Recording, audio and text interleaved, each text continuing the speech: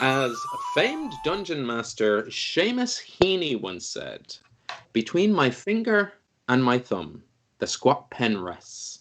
And I'll TPK you motherfuckers with it. Hey, hey! And welcome to Homebrew, the show where we avoid the crushing dullness of everyday life using our two favorite forms of escapism alcohol and Dungeons and Dragons. If this is your first time watching, because people have been really nice and been telling people to watch the show, and you thought, yeah, I'll join a live stream. Welcome. What we do here is we play a homebrewed game of Dungeons and Dragons 5th edition, but the world itself is inspired by the beers and brews we drink while playing, and the sort of mythos of the world is loosely, give or take, inspired. You might see some familiarities with Irish mythology. You might. But speaking of the most important part of a birthday celebration, even if you're 2 years old, what's everyone drinking? I'm drinking water because I'm also, the players don't know this, I'm a little buzzed. I was drinking champagne earlier. Yeah. I was going to assume. I was like, you were enjoying your own jokes even more than normal. Yeah, I got keys to a house today, so I'm real? I didn't know that. Class. Congrats. Amazing. Nice. Yeah. So next time you watch the show, I'll be in a different background. I'll be in a new house. That's exciting for like me, I suppose. But what I have cracked into here, just to kick us off, is something from Hopefully called quicksand. We all were scared of it when we were kids. It's never come up since, but today it might. So that's what I'm having. Wes, it has been 6 weeks and counting? 8 weeks maybe since we've... Yeah. It's been a long stint. Tonight, you can answer this question with one word. What are you drinking and how are you? In that order. I am drinking Blue Moon Belgian White, which I haven't had in a while, which is one of my favorite beers. It's very, very tasty, very, very light. And I'm hoping I can harness it in our new rules where I can make a Blue Moon do something, because I don't know if we mentioned this so much, but you can make the name of your beer affect the world somehow. I mean, that's... What if something's really unlikely, like Ben says, oh yeah, once in a blue moon, and you're like, yeah, but it would be handy because I just caught up on the last session where Randir was clearly in the presence of werewolves, so it would have been interesting then. But yeah, that's what I'm drinking. Aside from that, I am good. Thank you for asking, because we never ask that. Getting to play some D&D. It's been 6 weeks, so I'm very excited. Probably gonna get accidentally pissed. Woo. Chin chin. Nice. Moving through the overlay, Paul. Paul, what's going on? What are you drinking? How are you? I'm not too bad, and I am drinking. I actually have the bottle now. Kraken, rum, and I also have a new addition to my potions. I have this now. Spell slots. So I now have my healing potion and my mana potion. So are they actually for drinking or are they just decorative? Oh yeah, no, you can drink this. Oh, nice. This is wicked. Okay. That's just what they used to pour on like nappies in ads to prove that they were absorbent. Yeah. That's what he's drinking. And this is cranberry juice and Havana. Ooh, nice. So you are full health, full mana after those 2 sups. I'm sure on the overlay, we're a tech savvy show. Paul's screen should have just gone bloop, bloop, bloop, bloop, bloop, bloop, with hearts and then whoop, whoop, with the mana bar. Yeah, and if not, get on that, Paul. I'll be back in a second. I'll just, Lucy, same question. How are you? What are you drinking? I'm doing good. I'm grand. I am drinking some more of those like Dublin Bay Brewing, the Liberator. And I thought, oh no, wait, I have it. Sorry, I got this one because I thought we're in like a quarry kind of place, right? And Ben, I think you're trying to kill us this session, and so I thought avalanche could be good to maybe counteract a rocks fall on us and we all die. So I don't know if that counts as an avalanche, but sorry, just explain how an avalanche would be the. Of course, you polar opposite to on us. I cast avalanche and it falls back up at the rocks. We're nullified and we escape. You fight fire with fire. So exactly, rocks with rocks. Rock slides with rock slides, and everyone knows that. Or avalanches, it's basically the same. Yeah. Just wait until I release my paper and rock covers it. Damn it, do I have paper here? This paper? Paper? So, anyway, yeah. That's what I'm drinking. Keelan, how are you? What are you drinking? I am good. Just good, relaxed, possibly too relaxed. We'll see. And I am drinking a hopfully leg swap. Ooh. Or it's my that's a raspberry lime. freaky can. Snap on the hopfully. Now you have to give me that beer. I own that now, so hand it over. No. I snapped it. Yeah, but they're different. Keelan, for podcast listeners, can you describe what's going on in that can? Because it's very unsettling. Oh yeah, it's an unsettling can when you can see it. So it's called Leg Swap, and the chair has gotten the lady's legs. So there's 4 ladies' legs on the chair, and in front of her legs, which you can't really see very well, are 2 chair legs. Presumably now she has 2 chair legs. It hadn't occurred to me to use this as a spell, but that's pretty useful. Fighting someone you swap. Yeah, that'd be very useful. That'd be like the ultimate tying the guards' shoelaces together. Yeah, left, right feet. Give them the opposites. They won't be able to walk. They'll fall over. They're completely incapacitated. Yeah. Wait, are you thinking swap their left and right feet? Yeah. That's such a micro mindfuck. Imagine walking like that. It'd be very difficult. That'd slow them down.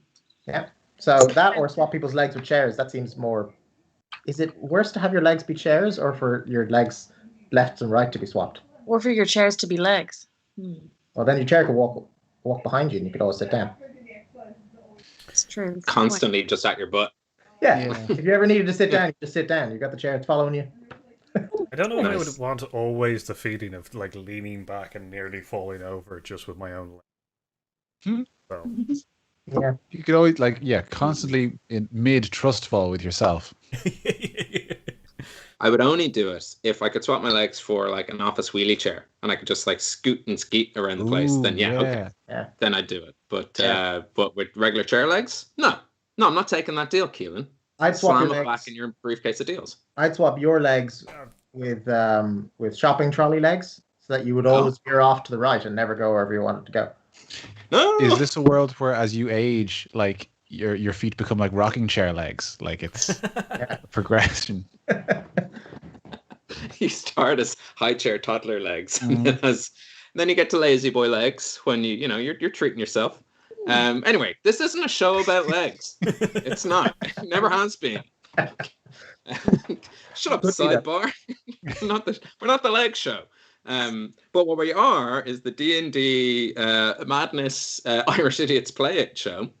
Speaking of something that isn't any of those things, it is our 2-year anniversary. We've been doing this for 2 years. We started in person, something happened in the world, and we're continuing like this. But sort of as a weird simultaneous celebration, it was Bealtaine Eve. It was the eve of May Day when we started this show. And for the month of May, myself and another streamer called Wilbo, you might know him as What's Up Wilbo, are doing a wild magic table. It's a kindness surge. So every day in the month of May, you can roll on this table. It will give you a prompt, give you a little teaser of the prompts. Something could be like, you cast Otto's Irresistible Dance on yourself and anyone else within range. Put on your favorite song and dance. So that's they're the kind of things you could be doing as like a self-kindness thing. If you follow us on social, that's at Homebrew Quest. It should be in the little sidebars. You'll see the full table. If you're in our Discord, you'll see the full table. If you follow myself or Wilbo or anyone else involved, you'll see like little daily prompts. Anyway, it's a bit of a laugh. I feel like the world is almost Thelma and Louising itself out of this pandemic. And so we're doing that little extra nitro boost to get us off that cliff and into the world beyond. So come follow us. Essentially, just come follow us on social media for all that kind of stuff. We're 2 years in. We're doing stuff. It's not just check out the show anymore. There's actual stuff for you to check out there. It's going to be a mix of like self-kindness, community kindness. It's hopefully going to be really fun. That's enough from me in my announcements. It's a pod announcement stream. Lucy, what's that about? What's it about is it's a podcast. It looks like a video. I know it's really convincing. I know you're swearing right now you're looking at a video, but it's also a podcast. It's basically exactly the same, except with a little intro, outro. But anywhere that you get podcasts, search Homebrew Quest, and you'll find us. It's all the older episodes, and we're working our way up to here. So if you know anyone that likes longer form podcasts and not videos, send them that way. Yeah. Now that you can, if you're in Ireland, now that you can leave your 5K and travel a little bit further, longer drives, longer podcasts. Yeah. Throw aside your 5K podcasts and open up your 20K podcasts. I think that's us done. I mean, there's the usual stuff. Obviously, check out Dakota Irish. If you use the promo code Homebrew10, you'll get 10% off at dakotairish.com. If you like the show, please support us on Coffee. We put all our proceeds towards charity, and we're almost at our goal. We're almost at, like, basically every €50, we just send it off to the incredible people at MASI, the Movement of Asylum Seekers in Ireland, to help end direct provision, which is a fucking shit thing that happens in this country, and we want to end it. But now, without further ado, we're all feeling good. I mean, I'm definitely coming in at a level that's like fucking shots. But that's okay. I don't know if we can sustain. Oh, yeah, come halfway. I know that a certain lovely friend of the show, Lindsay, will be in the comments being like, Ben, water, drink water, slow the fuck down. It's okay. I have some water too. So let's chill the beans. Let's turn off the lights. Let's get ready to shout surprise happy birthday at us as we pull up a chair, grab ourselves a drink, and dive into a world where anything is possible, but not always probable. Welcome back to the realm of Hibernia. And Arlington, my friend, my pal, it's been a while. It has been a long time. Well, I mean, in-game fiction, it's been, what 2 days since we arrived in town? But, 6, we covered this in the pre-show, including the Paddy's Day special. It's been 8 weeks since this story. So, forgive me if it's a little rusty. But we had broken into the estate of, forgive me, I always get this wrong, Twisted Nuts? Mm-hmm. Yes, not Twisted Knot. Along with our good pixie friend Ted and her strangely sexual gruff assistant. Broke in, she mind wiped him and stole his name because that was her game plan all along. And then he mindlessly helped us explore the mansion and find the pieces of the puzzle we're looking for. We eventually found this secret passageway, which was behind a painting over a fireplace, if I recall. I can't remember exactly what it was. Yeah, it scanned the now nameless NPC. We went down into the caverns. Actually, sorry, I skipped a very vital, important plot point. I found an adorable, tiny gelatinous cube called Bandit, who is now my best friend in the entire world and I would die for. We went down into the caverns, or the tunnel, and found 2 enormous stone snake things, which we fought, and were, like, I feel like we were probably pretty close to losing that one. It felt like we had the upper hand, but I felt like it was a coin toss a couple of times. They could have fucking killed us. Defeated them, got into the vault, found this like wealth of treasures, including this kind of freaky painting that was animating a little bit. That was Iggy's town in the painting, wasn't it? Or am I wrong? That's wrong. Oh yeah. No, but it does have a connection to Iggy. What was it? I knew I'd seen the picture. Yeah, you've seen the picture before. Okay, and I have a map that looks the same as that picture, I think. Well, you have a picture that looks the same as that picture. Oh, okay. There was a little Yeah, guy. because a map would look like a map. Okay. Wasn't there a little guy there as well? Yeah, there was a little guy in it. I think, wasn't he moving? Yeah. He's the guy smoking who, a pipe. he's the guy who smoking wrote a pipe. perhaps? Maybe that's just conjecture on my part. Is he the guy? You remember there's a name, there's a guy who wrote the maps. Oh, Magder Targaryen? Or... Yeah, Magder Targaryen. I want Dogpile to make fun of that, but I don't have his actual name, so I can't make too much fun. He's Maglin Tuckberry. Yes, Tuckberry, that's it. Magdalene, isn't it, or something like that? Aside from that, yeah, so we found a map in the vault that had green roads highlighted, which we think was kind of correlating between the both realms and the roads and how they linked. We saw that as soon as the roads were put down, plants started growing quickly, which is interesting and worrisome. What else did we find in the vault? We got a few bits of treasures, I think. I don't think we stole too much, but we got a few bits. I know I stole nameless dwarf's Dovercoo scarf wraparound.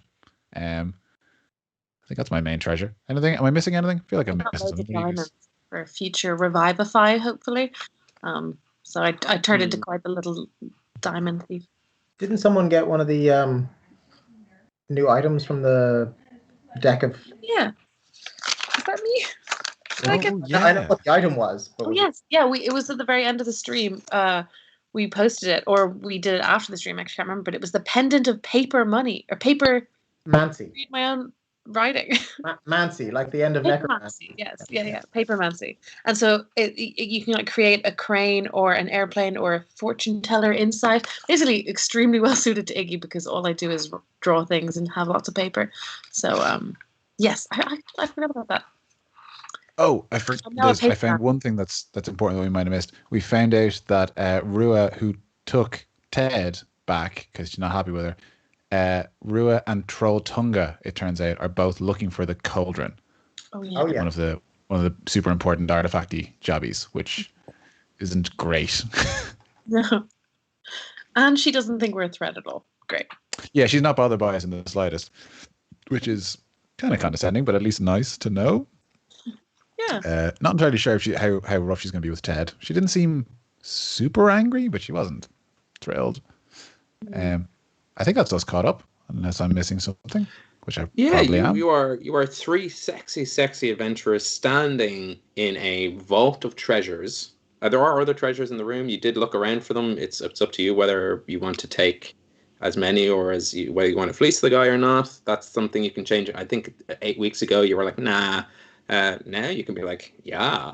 But as we pull out from these three sexy adventurers and into the city of Sleeve Gem proper, this dwarven underground metropolis, we see these gigantic stone doors open up and into what is essentially the surface level. And coming through these doors, after a long and arduous journey through the wilderness of Hibernia, we see our good friend Randir. He is riding atop a mechanical Jargdal with our good friend Goat and Citra, and tucked away somewhere in the back, we can only imagine, crammed into a trunk, is a skeleton lady, a monstrous nightmare creature, and a talking sword.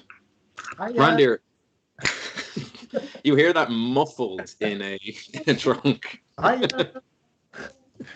As a viewer, I really enjoyed watching Lucy's character go from Studio Ghibli to fucking Tim Burton just really quick. It was truly unsettling. Yeah, I'm just making the noise of just lots of bows. Everyone can hear that from afar. Oh, Randir's dreams forever. And he's a good friend of yours, but still nightmare fuel. Actually, speaking of, this wasn't planned, but we might as well jump into it. Sorry, Wes. Take a back seat. Oh no, I'm fine watching this. I love these two characters. I was afraid we were going to lose them forever. I want to see more of this. They, about a couple of weeks ago, Bitsy and Stabby Gabby, you went out for your nightly bouts with the Black Hound. Mm-hmm. And the Black Hound didn't turn up. What? The coward was going to stab him so good. Turned on each other just to get our kicks, you know? just let you stab off my arms, you know? Just need to thing. Good stabbing. Being really threatening to like any passerby in any way as well. Yeah, I try and like throw you as a sword and run and like get hit by you at the same time. So exact opposite of Cook Cullen's traveling through with the slither, like, knocking it up and running and be like, this is how I cross Ireland. Yeah, rolling. Hey, look, Stabby Gabby's a fan of it. Extra stabbing, flying through the air. It's what swords are made to do. Yeah, so I imagine now it looks like we're just performing a small sort of Cirque du Soleil kind of death dance outside the wagon each night. Is what I imagine is happening. Yeah, because the next night the Black Hound isn't there either, and then the following night, and you know, it seems like this bond you'd forged over months of traveling through the wilderness and fighting this beast and never really getting the upper hand, but just like, you know, a master chessman and a young trainee getting a little bit closer every time, and then they're just gone. You no longer have that companionship. Anyway, on that somber note, the cool underground air greets you, Randir, in the same way that a breath of fresh air would be welcoming to any surface dwellers. You hear Goat's mechanical cart just sort of shuttle in, and you're standing at the top of this glistening waterfall. We kind of pull back, and as the audience, we see that this waterfall itself is cascading down a cliffside, and within this cliffside, we see the large face of a dwarven head has been carved in. The water sort of passes behind this head and out this dwarf's mouth, and like a bubbling, foaming beard just crashes on the surface below. You know, as a parting gift, the Kingdom of Ossory gave you a promissory note to cover some of your first round of brewpub funding, and suggested that you talk to some of the wealthy dwarven guilds about further investment. They seem to think that, like, yeah, this city could do with some good Dying Light ale. They kind of liked it. More so than other people you've come across. That is a surprise and also welcoming. Yeah, and they mentioned that the wealthiest group in the city, or at least the most recent come into wealth, would be the family behind the Hibernian Highways. Group you know as the Clockwork Tangerine. And overlooking this waterfall, you can see in the distance what looks like quite a lavish mansion conversion. So as you bid your farewells to go to kind of just head straight to business, we're going to cut back into that treasure room as we catch up with Huck's punks. Actually, no, reverse it. Randir, you've been on the road for about 2-3 months, give or take. Look, there's nerds in the comments who are telling me my timelines are all off. I didn't expect to have to merge two parties together, and that's on me. I should have. Expect everything as a DM. But how do you think from leaving Inish Bay when you were sort of ruthlessly fired and this adventure, do you think Randir has changed at all as a person? Yeah, like I'd say he's still definitely trying to sell everything and invest in everything. I'm trying to make him the Ferengi of our group. But I think instead of just being about greed, it's now more about it's more about kind of like, I guess, spreading the wealth rather than trying to, like, he wants to become rich himself and make, you know, brew loads of beer and stuff like that, but he also kind of wants people who are in the same kind of boat as him, who want to kind of follow their dreams of invention, to also have the funds to do it. So I think that's where he's changed. Nice. That's really nice, and that's you know that Goat's going to be in the city. This isn't farewell from that. It's more just kind of catch you later. We're here now, and you know, at the end of like a very long road trip, where you're like, you love your friends, but boy do they grate on you, and you just need a fucking break. That's where you're like, I'm going, I'm doing it. It's only so long you can prolong a conversation about stabbing.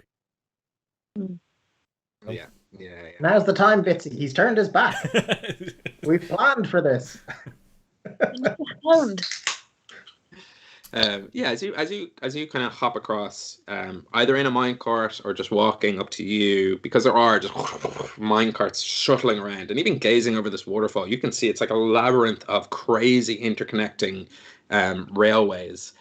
It's not as disorientating to you. It's almost just like, sea breeze. But in this case, industry. Yeah. I get the feeling that's how dwarves are. Industry and mail. Connecting things. Yeah, very interested in this mail system. Also, on another note, I also have become a fan of the Huck's Punks legend. Probably been following me.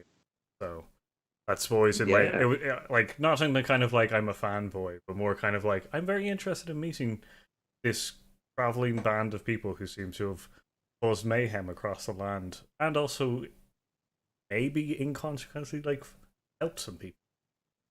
Yeah, the last thing you would have heard is that they set the city of Drake, this magical elven city, ablaze. Like, that's the rumor that spread. It's like these punks have just fucking stuck it to the man and set an entire city on fire.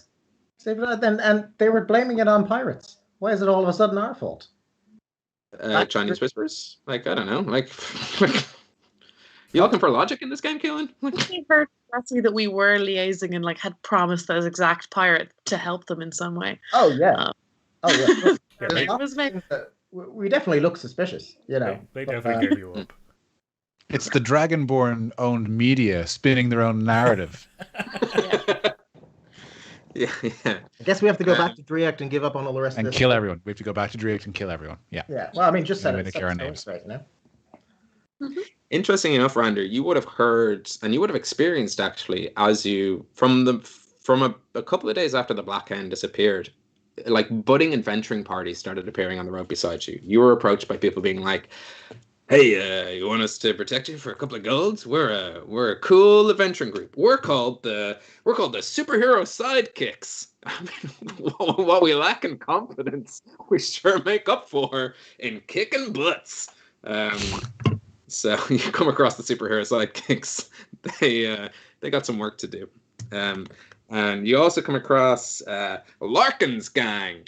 No relation to Larkin, but I was going to say, we've established Larkin as a person in this world.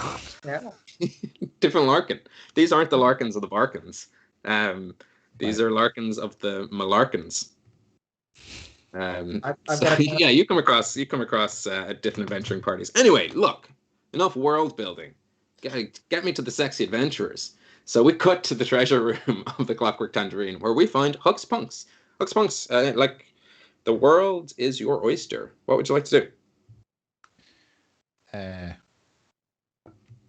Yeah, I'm still not robbing the guy. I don't think I've got enough.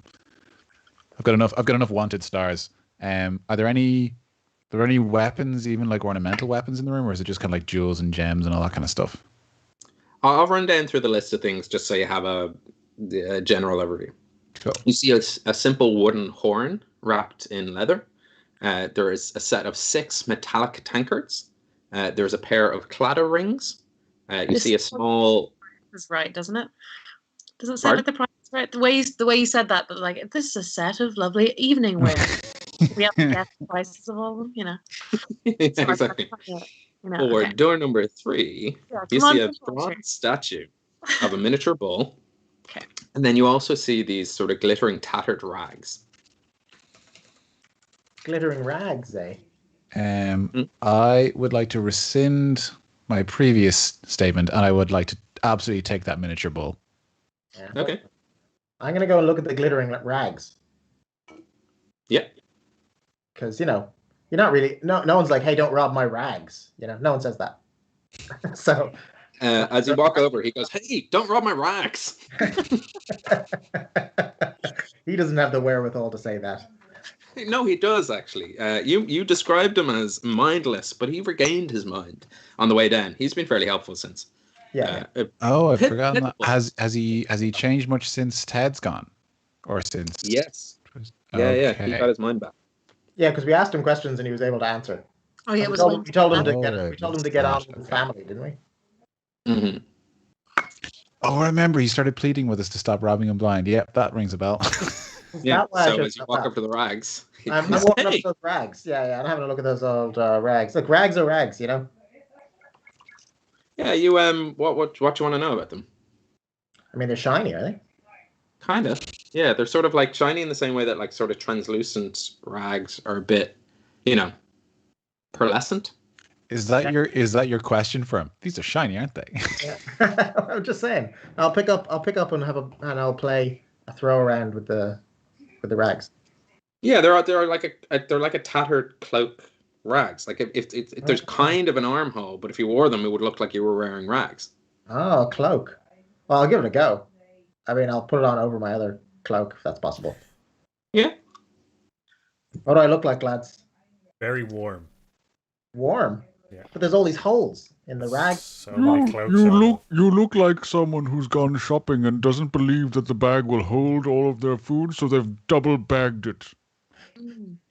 Secure.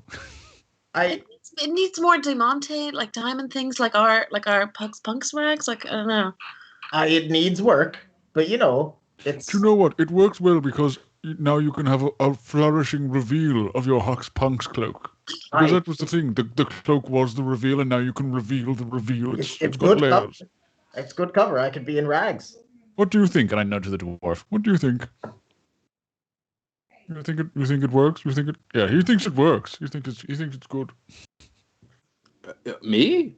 Yes, you, my good friend. No, it's terrible. You don't want those rags. I swear. Like, just stop stealing my rags, man.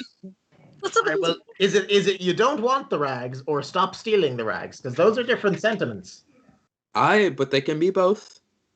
What we do, we are on the run. That's like the Hucks Punks. Those the guards were looking for us. So actually, anything to hide our own cloaks is probably a good idea. Are these like really I can sentimental? read it. Are these your rags?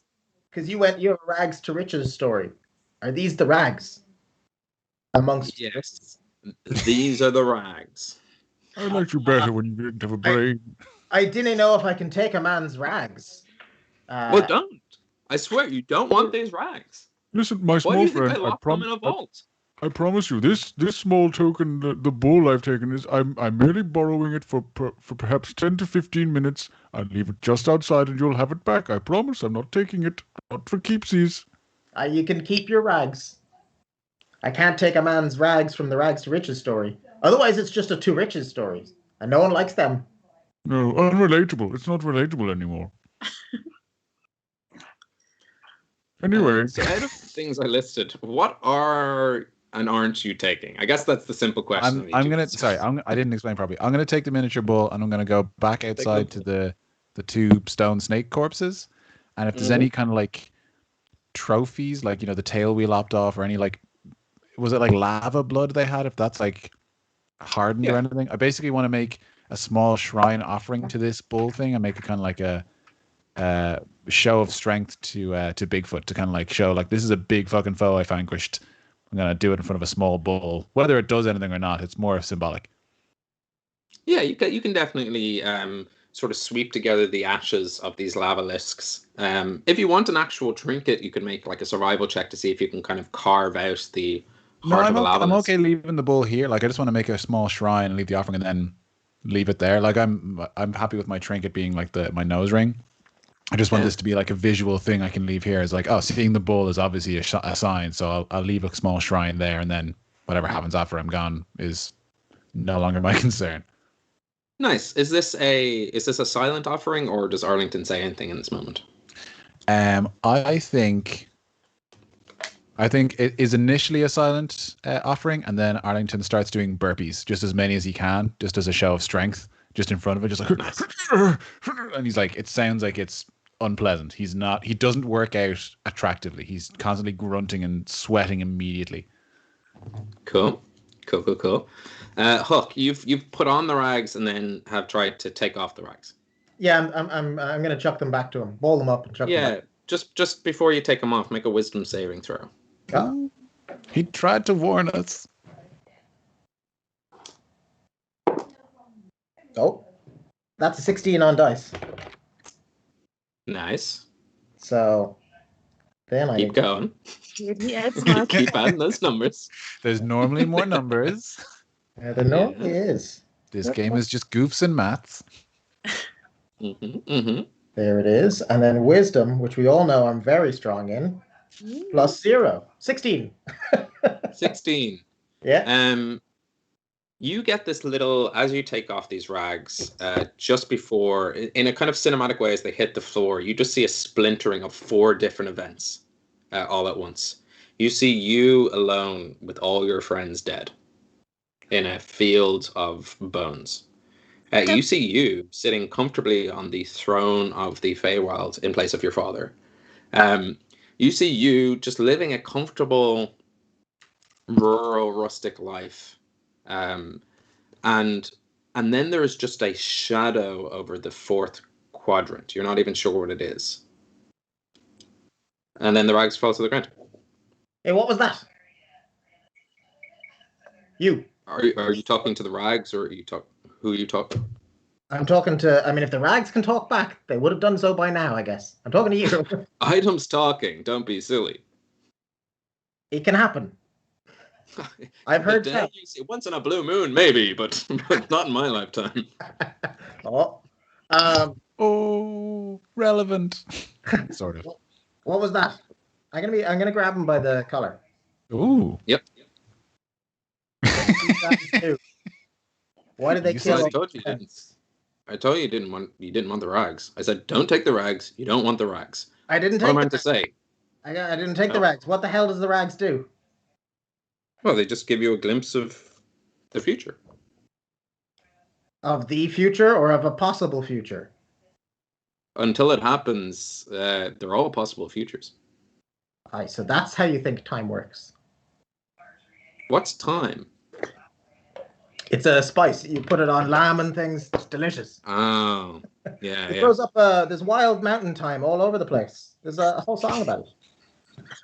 And a movie. Movie, yeah. I'm sure it's Hibernia. Anyone else taking anything else? I mean, we're spending a lot of time in this treasure room, and I'm fine with it. But I do have more notes. I think I'm okay. I also got distracted as you were reading because I thought it sounded funny, so I didn't totally hear things. But I think Iggy's got she was looking for those diamonds for these particular spells, and I'm just like I got this amazing map thing. So I think I'm just still looking at that. I'm good to wander back out into the Is world. there any chance I could just lead you out of my home and my life? I mean, there's a Absolutely. chance. One small question. I know we've taken up an awful lot of your time. You've been very patient. And I pick up Bandit and like hold him up like it's a cat. It's like, Can I have this? Can I bring Bandit with me? We've bonded. You see. I can Make print it. a persuasion or intimidation, and at the same time as you hold Bandit, take two damage. oh yeah, I was expecting the damage. As your hands Can I make an argument for Constitution because I'm showing how much I can take the acid burning my hands? It's a stretch, but don't get. I like your gumption. No, but I will let you add your Constitution modifier to I'll a take persuasion check. Not the saving throw, but the modifier. Persuasion. My persuasion's -1, so I'm glad we got that. I feel like you say your entire argument is essentially, look how much I can survive this thing. Can I have this thing? It's hurting me so much. If you had it could that kill is- you. I'm protecting you. That's a 14 total. 14. Not great. Please, Gumdrop Button is my friend. Don't take not my Gumdrop Button. Okay, you can take Gumdrop Button. He's yours. If it means I can leave him my life, take Gumdrop. Oh no, goodness! I'm not going to hurt him if I can't keep him. Tell you what. And I put him down on the ground and it's like, Bandit, go to the one you love most. and I'm like, pat my Right. as if he's a puppy. Fuck yeah. I Roll would never a take him away if he animal wanted to handling stay with you. Absolutely. Button's a terrible name. check. Ooh. This is going to be so sad if it doesn't get. Guys, I haven't cried on stream yet, but I will if it's Oh, a character no. would do. I know I'm not there, but can I give some of my inspirational genius to that? If only there was a bard in the room. Only. But Oh, we're fine. I was never formally introduced to Bandit, so I think I'm looking at Iggy's this got little no skin in this all game. going like. But Lucy is saying, "Do the right thing, Bandit. Do the right thing." Huck is thinking what did Arlington get? What was I rolling there? Yeah, animal handling check. Oh, sorry, I didn't hear that. It's contested. Up the table. Oh, not good. 8 with my +3. What a great pet owner then. The philanthropist formerly known as Twisted Nuts got a natural 20. I mean, I'm fine with losing this. It's just going to But devastate only Ireland. because he has in his hands rusty kibble. So he was cheating, if anything, because he put out some troops. Played the game. Yeah. But I mean, Oh no, I'm Bandit fine with is losing a this. punk I'm now. going to incorporate this as a part of Arlington's character. He will never love again. yeah, a bandit just sort of, and even just sort of over to the kibble. And with that, does Grud just cement further in your existence? I think Arlington's eyes go dark, but for once his voice doesn't change. He's like, I'll be outside. And he just kind of slowly walks outside the vault. A single. As you leave, and as Bandit finishes its kibble, it does look up and go. "Bloop." You treat him with the respect he deserves. Goodbye, Bandit. Oh. Don't need Marlington. He's lost two very small, adorable things now. He can't handle much more. He's a broken man. I'm still here. And I'll cartwheel around him. I just want I'm to. gonna smile. He's like, yes, you are, my friend. Come on, let's go. Oh, wait. Oh, my God. I'm so sorry. We don't know the way out. Can you take us out, please? We can just blast through the walls. Don't you worry about it. Is that true? Well, look, we'd love to get out of your hair. I'm sure you've entertained us for long enough. He leads you up. He leads you up the stairwell. Scoops gumdrop buttons into like a little protective sheathed arm that you didn't notice he was wearing until now, and goes, "Good boy, you're my gumdrop buttons." Oh, protective armor. That makes a lot of sense. I look at the scars on my forearms and the singed fur. I am so sorry the dice went that way, because as a DM, I was on your side, but a natty 20 is a natty 20, and shouldn't have even rolled. It shouldn't have been contested. But anyway, the dice roll where they may. I'm genuinely okay with him using that as a character thing. He's going to take it out on the next baddie he finds. Look, people out there, when it comes to miniature gelatinous cubes and these so-called fashion cubes, adopt, don't shop. That's all I ask. As he leads you up to the front door, and just as the door opened, poised, ready to knock, you see a dwarf with an automaton keg waggling its cute little butt beside him. Randir, the party are bundled into you as they are shuffled like unceremoniously out of this house, and the door slams shut in your face. You hear behind the door, ka-dunk, ka-dunk, ka-dunk, ka-dunk. Good riddance. Now come here, Gumdrop. Time for our bath. Just behind the muffled door, as literally your opportunity for fortune is closed shut. As this kind of dust pile of punks tumble into you. What is a gumdrop? If you're here to pillage that place, just so you know, it's been done, honestly. Well, if you mean pillage by investments, then yes, I was looking for investments. Who says pillage when they mean invest? He still got most of his money. What does he? Hammer on the door loud. I don't think he's seeing visitors at this stage. He's a very solitary man. Well, not a great host as well. Wait a minute. I'm sorry. This is we've never met before. Obviously, is that barrel alive? It's sort of horrifying. Is it got a face? A new friend. How are you doing there? I'm gonna run over and start knocking on it. It does. It's got like, I guess, because it's a barrel, it's got like, I guess, darkened kind of like two notches of like wood, and then like the top is its nose. Yes, that is Keggy, my keg. How you doing there, Keggy? It like wiggles. Oh, it's adorable. Sploosh. I think I could feel like a surrogate bandit might be coming along for Arlington. He's like immediately transferring his affection onto it. Yeah, I want to like put my hand on Arlington. Like, it's. Is this too soon? We can move. No, you're right. It's too. No, it's silly of me to think I could love again. No, you're right. You're quite right. Give him a little pet. You know, it won't burn you. That's a plus. I mean, it will. No, he's happy with this. I'm sorry, we haven't even introduced ourselves. What is your name, friend? My name and is Pepper. My name is Randir Golram. I'm a brewmaster. I'm here to get investment. Yeah, I think traditionally it's called an artificer or an alchemist. I never remember.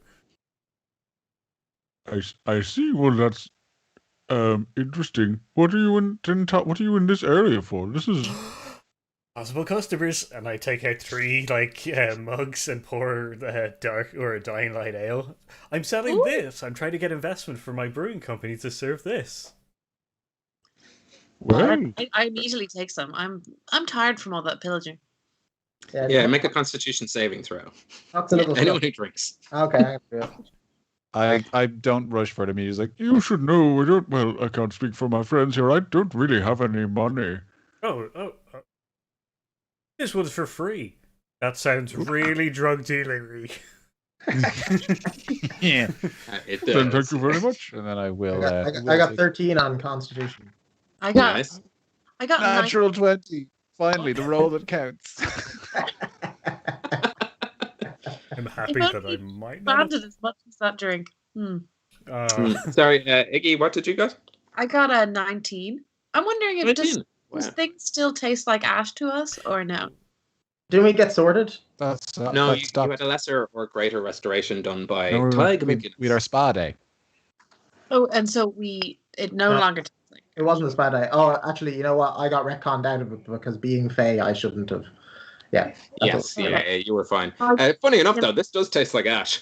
It's I know the made Faye. of like lighter fluid. Mm.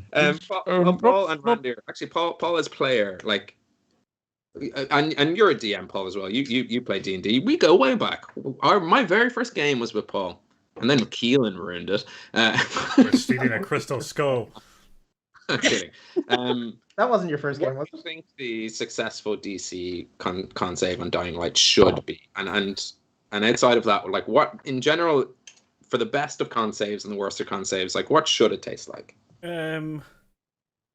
I would say probably about a 13 or a 14.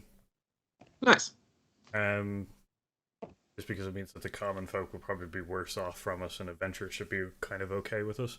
The worst one would be that it tastes like the worst day of your life.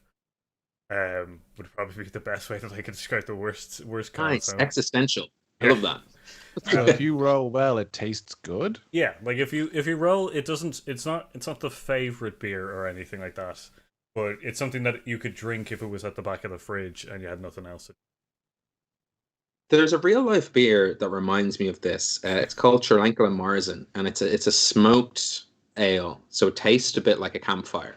And for people who love it, they absolutely like. It's one of my favorite beers, and perfect on like the winter seasons where you're just sort of reading a book or something. You wouldn't have a lot of them, but it's a bit like smoky bacon campfire taste. It's It is Marmite for people because they're like gross. And I get the feeling Dying Light because it's sort of made with lighter fluid and a beer process and just sort of a scorch. I'd imagine part of the process is also just like flaming mowing it, like. Yeah.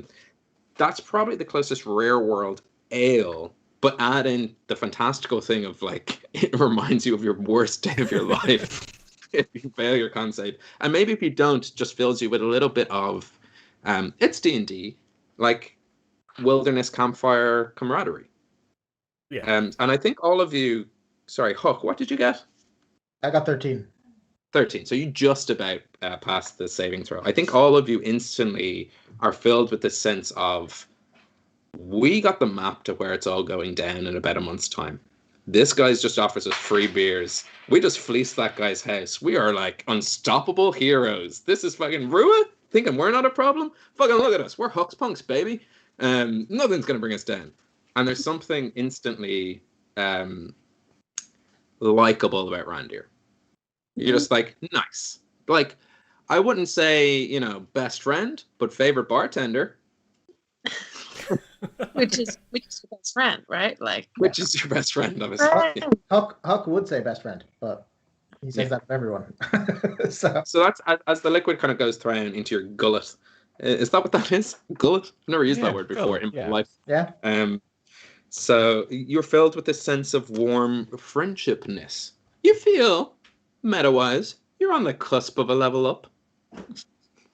Okay. I thought you were gonna say like meta-wise, like the friendship bar is just about to like your relationship with Randy is like you're about to unlock the perk you get for him liking you.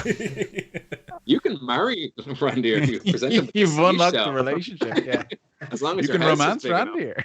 I would like to say that Randir is very much on the whole money side of things, so he will marry for money. Okay. It's good to know. You're bundled on this doorstep, and in this moment of camaraderie, Arlington, remind me, how far can you see? Oh, I'm so glad you asked. But I have lost the exact. Hold on, where's it gone? I can see 1 mile with no difficulty, and I get no disadvantage from dim light. Nice. So you spot this immediately because it's not a mile away. It's just the end of the driveway. But if it was, I could see it still because it's a mile away. That's how far I can. You could, yeah. You can see in the distance. Like some people are having like across the upper levels of Sleep Jam, like having a. There's a dwarven couple having a tiff. But just as you focus blur further away, who can't quite see the thing closer to me. yeah. But even as we pull focus to your immediate thing, looking down the driveway, you see 4 figures leap the gate with ease, and you wouldn't need mile-long vision to recognize them immediately. You spot a small, roughly 2-foot kobold, and he's puffing at his chest, and he's walking what can only be described as like a dirty swagger.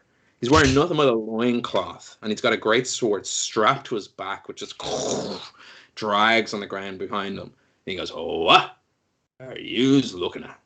And just behind him, slamming onto the ground, you see this beefy half-orc, and his sleeves are ripped off his plate armor, and he's in tattered Hulk-like shorts, casually over his shoulder, with names engraved all along the blade. He looks at you without moving, and then starts to swagger as well.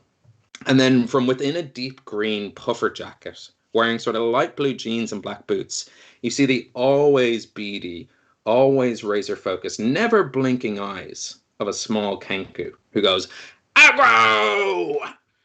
And then just behind them all, the person you kind of spot as you take in this tableau, wearing a deep green breastplate, adorned with bright teal and yellow half-cloak, as if he's just wearing bunting incarnate. And as he walks, there's a light frosty mist carried from his boots. These elaborate knee-high scales sort of like reaches, as I say, knee, and it's trimmed with bear fur. He takes his time walking. He sees you. He goes, and he plucks a red flower from the garden, which matches his sort of red, deep complexion. There's some slight acid burn over his right eye, which sort of twitches from time to time from a prank gone wrong. And his long black hair is swept away from his face, bound loosely in a central knot. He has a thick mustache, which twitches as he smiles, spotting you. "Well, I didn't think it would be you we'd find here, Crud. Or should I say, Dud. Once a dirty bitch boy, but now just a dirty, dirty boy. Don't recognize me? Your old commandant? Your leader? Love Ogue? I mean, sure, they call me Lamb Hog in these parts, but, well, boy, I'm going to have to take you in." And in this sort of like, as we see on one end of the driveway, Huck's, Punks, and Randir, and on this other end, 4 of the most dirtiest, dangerous, dirty bitch boys Hibernia's ever known. We're going to take our break. It took me so long to piece together what was happening there because you were like these 4 people you recognized, and I was like, man, these sound like super specific NPCs. And when you described the half-orc, I'm like, I have no idea who this is. I feel so bad. I think is that my Gordon's cordial. I didn't recognize it. That's Gordon's. Yeah. Yeah, because he's a half-orc that loves That's apples. Gordon's cordial. Yeah. I was fully thinking NPCs and did not click that that's what it was. I'm like, these are super specific characters. I don't know who they are. Not only the NPCs, you've played them. Yeah. That's my clown. Randir, Clown. Randir would like to know one question before this starts. How did you all find the drink? It will depend on how much I help. As Randir asks, unaware that there's this menacing It's just behind him over his shoulder. clinking gang war happening behind him. He hands you a comment card to fill out. We will be back in about 15 minutes. We're just going to take a quick bio break. If you're enjoying the show, if you've watched other episodes or perhaps listened to other episodes and you thought, hey, they keep telling me to do some things and I never do them. Well, maybe as a birthday gift to us, you could follow us on social media. You'll find us at Homebrew Quest. You could join our Discord. You'll find that on social media. And you can like the show. You can tell a friend about it. I promise, after 2 years, I think we're getting pretty good at this D&D thing. So tell them to just jump in here. It's like, it's fucking endgame, baby. Just dive right into the action. Then go back to the episodes. So aside from that, we'll be back in about 15. Grab yourself a drink. You do all the peeing you need, but because that's what we're going to do. Catch you then, you punks. Do all the peeing you need. I hate when you specify bodily fluids. but- That's the shirt. That's the shirt. Go on.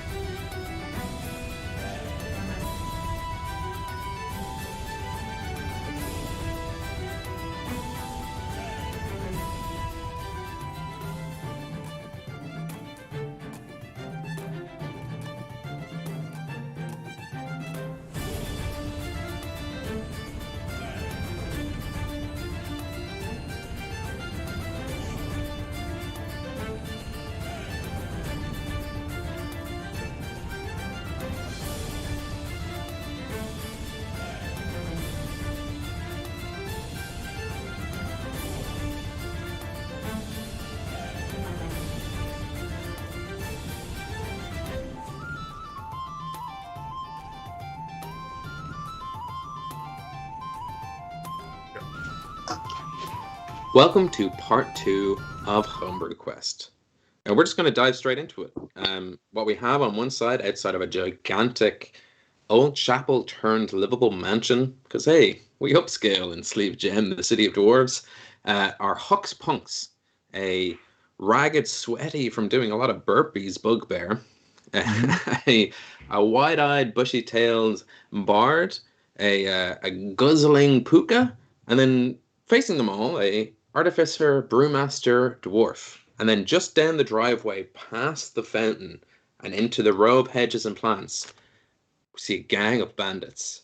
None other than the notorious Dirty Bitch Boys. Their leader, Law Vogue, or Lamb Hog, as he's known in some parts. A small kobold barbarian called Willem, a beefy half-orc called Gordon's Cordial, and Dustin the Kenku, a wise, kraken, but ultimately harmless, small turkey Kenku. That's pretty much the scene painted. That's such a good fantasy title to have. There's like, oh, Mother of Dragons, first of the name, ultimately harmless. Like, such a nice little thing to stick at the end. Yeah, you definitely put that at the end. Wise, like kraken, but ultimately harmless. Yeah, you might know Dustin the Kenku from his spats with Niall Horan of One Direction on Twitter when American Twitter tried to cancel him. Dustin the Turkey, did that really happen? Dustin the Turkey. Yeah, they did the rerun of The Den, and Dustin, while Niall was singing, was like, "Oh, we want this Harry Styles."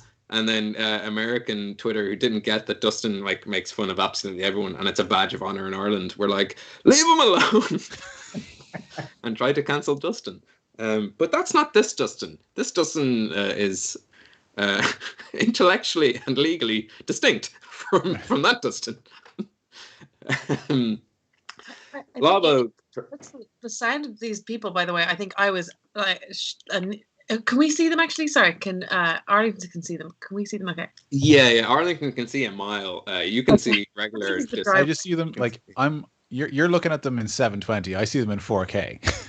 Okay, so I'm getting a bit of buzzed off this deadly beer, and I just saw these, and I'm kind of thinking like, these are some interesting, fashionable folks, like immediately interested in them, and then they say they want to take our Arlington, and like the hairs just grow, and like suddenly, like what'd you say? You're not getting our Arlington? Hey, and then Arlington, do you know these guys? What's up? I think roll an intimidation check. Sure. Is Iggy permanently in that mode where, like, at one point she's in the girls' bathroom telling everyone how beautiful they are and taking photos, and then if someone like pushes them, it's like, I'll fucking kill you.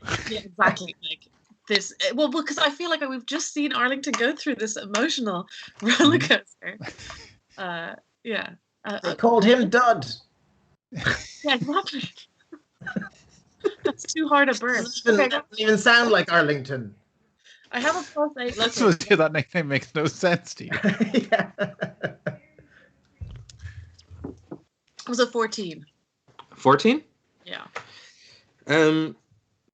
It's like in any other situation, like a bar or even just day-to-day life, you feel like that is really impressive. But like if someone was just kind of causing trouble in the street, or like you need to clear a crowd at a music festival, yeah, absolutely.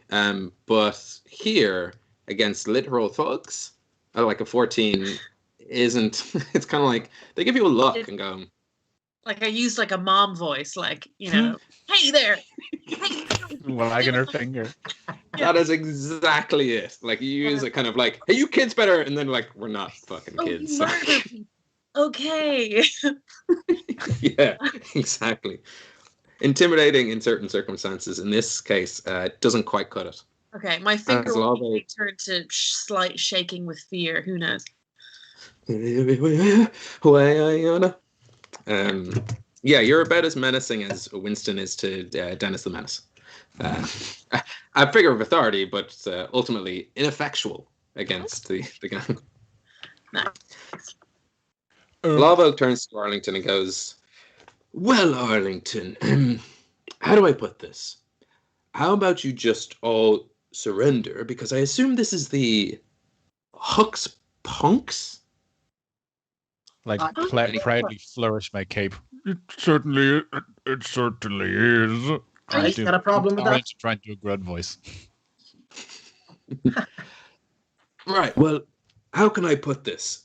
You are wanted men. I am a wanted man. The city guard have my men, but they cut me a deal. I bring in the hoodlums who disrupted the mail system, and they let go the bandits who just robbed a few people. Between you and me, Grud, I think their priorities are whack. But hey, I like the deal. So how about no one gets hurt, and you just hand yourself in? Doesn't sound like it's gonna happen that way. I'm sorry, is your name Grud? Wee rabbit boy? I Leave the rabbit boy alone. Who are we calling Rabbit Boy? That is his name now, Rabbit Boy. I'm Forever. Huck. It's actually quite endearing. I sort of like it on you. It's sort of You've heard of Huck's Punks? Well, I'm Huck. Just a question. You're Huck's Punks? correct, yes. I read the Cape. I've been traveling all through Hibernia and I've heard loads of stuff about you guys. You guys have been doing great work. Oh yeah, what have you heard? I'm gonna turn my back. Maybe ignore that. Well, we could probably What discuss have the people been specifics saying? later on in a safer venue. We're getting mobbed by fans. This is quite exciting. Would anyone like to do that? Did you see our statue? No, I was in the conversation when they were starting it. Ah, well, Well, wonderful news. New friend Randir, we'd be delighted to help you with your new fiscal venture if you would perchance help us with our current situation. Yeah, Randir takes out a staff and stamps it on the ground, and he just turns to them and he's like, "I'm ready." That was very easy. I like this man quite a lot. I back off. We've got a beer man. Yep. I'm curious as to how it works. So Ben, you as DM will obviously be able to provide some guidance. Arlington's going to start like trying to coax Grud to the surface. Is there any? What's the story with the Elven man in there? Like, is there another personality floating around, or does it get confusing? Does Manon and McClear, is he or not Manon McClear, sorry, I've misspoken. Hang on. Aramon, son of Aramon, there we go. Yeah. Is Aramon like a voice that might be confused in there? If I try and summon Grud, is there a chance that Aramon might start speaking? You've let too many people inside you, Wes. Yeah. That'd be great. We Yeah. zoom inside Arlington's eye and we see a character selection screen, which is just It's like on the random. Glitching. Me, young boy. No, you want that man, the brute. Choose the brute. No, you can. We're far enough in that any sort of recent events that might have caused Arlington some anger, you can pretty much summon Grud to the surface fairly quickly. But as Lavogue spots the sort of telltale sign of the kind of pulsing neck and head vein and the sort of rage of a bugbear, he goes, "Arlington, please. We can do this like gentlemen. Your friends, although puny, I don't have any beef with. How about man of honor? Settle this 1-to-1. Last I recall, you weren't a particularly honourable man, Lambhog. One man's honor, Arlington, is another man's trash." Don't quite follow, but if it keeps my friends safe, I'm willing to follow along. What do you propose? Well, I propose me versus you. If I win, then you all hand yourself in, because I've clearly bested, although also weak, the best of you. And if you win, well then, we leave you alone. I go back to the guards and say, we did not see you. You simply never existed. And also I unleash a barbed devil on this city and we make a break for it. Okay, I was waiting for that last part. I kind of figured there was going to be a little bit extra. Well, that doesn't concern you, Arlington. What I'm saying is that you can just leave and I'll get my men another way. The honorable way. A barbed devil on the city. Where would you even get a barbed devil from? Who are you working for? Well, I'm working for one of the most powerful people in Hibernia. I mean, she kind of looks like that one, but like way more impressive and far more beautiful. Oh, you've got to be kidding me. Why? Okay. So you're working for Rua, right? You're working for her? Well, I've been calling her the Dark Druid. I don't know if you've noticed, but my name's La Vogue, and we have cool names in the Dirty Bitch Boys. So nicknames are like our forte. Rua Yes, no, I sounds remember. like something I an remember idiot would being make up dubbed. on the spot. I But have a the question. Dark Druid sounds inspired. Yeah. My bunny friend has a question. Is Lavo Oh, yes. cool? Well, yes. Is La Vogue is very cool. It's cool? Yes, it's very cool. Okay. I mean, I didn't know. He's actually pretty sensitive about this. Usually cool things sound cool. That Lamhog. I mean, Lamhog has more legs to it, but really, you should think of something else. Your name's Huck. It sounds like if I have something cut in my throat. Like a small annoying thing that you can't get rid of, and ultimately you become friends with, and you live your rest of your life with it, and it's the best friend you ever made. Yes, it is. And you see, to make it clear to everyone, because I don't think I ever mentioned this, because I did that classic DM thing where Arlington, Wes knows what Lavog is, but you see this kind of bulging hobgoblin. I never said the word. And in fact, I was wondering if I'd missed it. yeah. Lavog is a hobgoblin. So he has kind of deep crimson red skin. Unlike other hobgoblins in the books and stuff that you might have seen, this guy's a big bushy mustache, almost like a certain Dutch Vandalier, but not quite, because he sounds more like the Prince of All Saiyans. So he's a mix of my two favorite villains of all time. How did that second Red Dead playthrough go, Ben? It was sad and crushing. I'm still recovering. Thanks for asking, Grud. Anyway, I'm getting distracted. 1, I am a cool dude. 2, mano a mano. What you say? Okay, I have a bottle. That's I kind of like put my hands on my knees and lower myself a little bit. That's sort of a fancy response.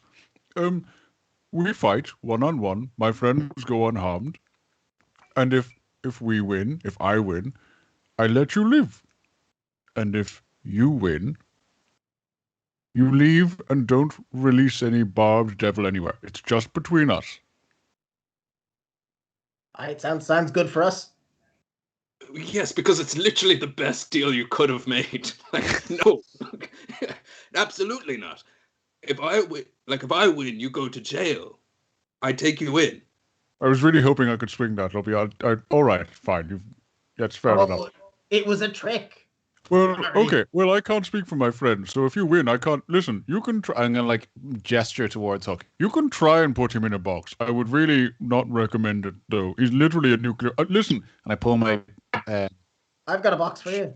I pull my jerkin top off and like show my back is completely scalded black from fire. He literally blew me up once, and I'm one of his closest friends. You do not want to mess with this guy, all right? Literal weapon of mass destruction. Don't let the bunny ears fool you. That was just a case of being in the wrong place at the wrong time, Arlington. Imagine what he would do if you fucked him up, you know? I couldn't recommend it any less. Ben, I noticed that there's a creature on my can that might look like Lavog, although probably to his... What do you think a hobgoblin is? Well, he's red. He's red and he's got a leaf in his hair. It's an adorable armadillo. He's not a raspberry Pokemon. This is what he's a fierce. I cannot get this clear enough. I'm a fearsome, very impressive, cool hobgoblin fighter.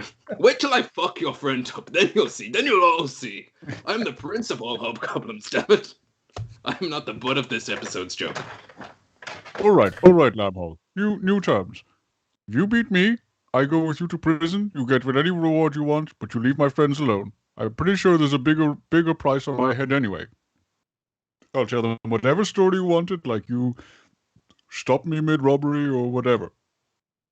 But if I win, you have to help us in a battle that's coming quite soon. And it's going to be against Rua. Now, it's not for a month, but you and the dirty bitch boys better be on our side for it. Now this is awkward, Crud, because it would mean a triple cross. Because I was kind of already planning a double cross. I guess it would mean just the double cross, but There's It nothing sounds like to you've do already with made the plans. We're just kind of... right? I just want to appeal to his ego and just be. I want to seem really impressed when he said that about like a triple cross. Like, oh my god, imagine if someone could pull that off. That's what I'm trying to do. my Vapus, a triple cross. Imagine if someone was handsome enough to pull off a plan like maybe that. maybe I'm saying like, oh yeah, triple cross. Can you? Oh my, you'd have to be so smart. You'd have to be so strong. I'm capable. I mean, You'd have to be a really so cool dude like me to pull off a triple cross. That's what I'm going for. I don't know. Can I roll for that? I don't know. No, it works. It's fucking class. It's not hard. Like, dice don't come into play when it's playing off Lavog's ego. Okay, Grunt. Here's the deal. I win, you come to jail. You win, no Barb Devil, and maybe we come to your aid. You know what?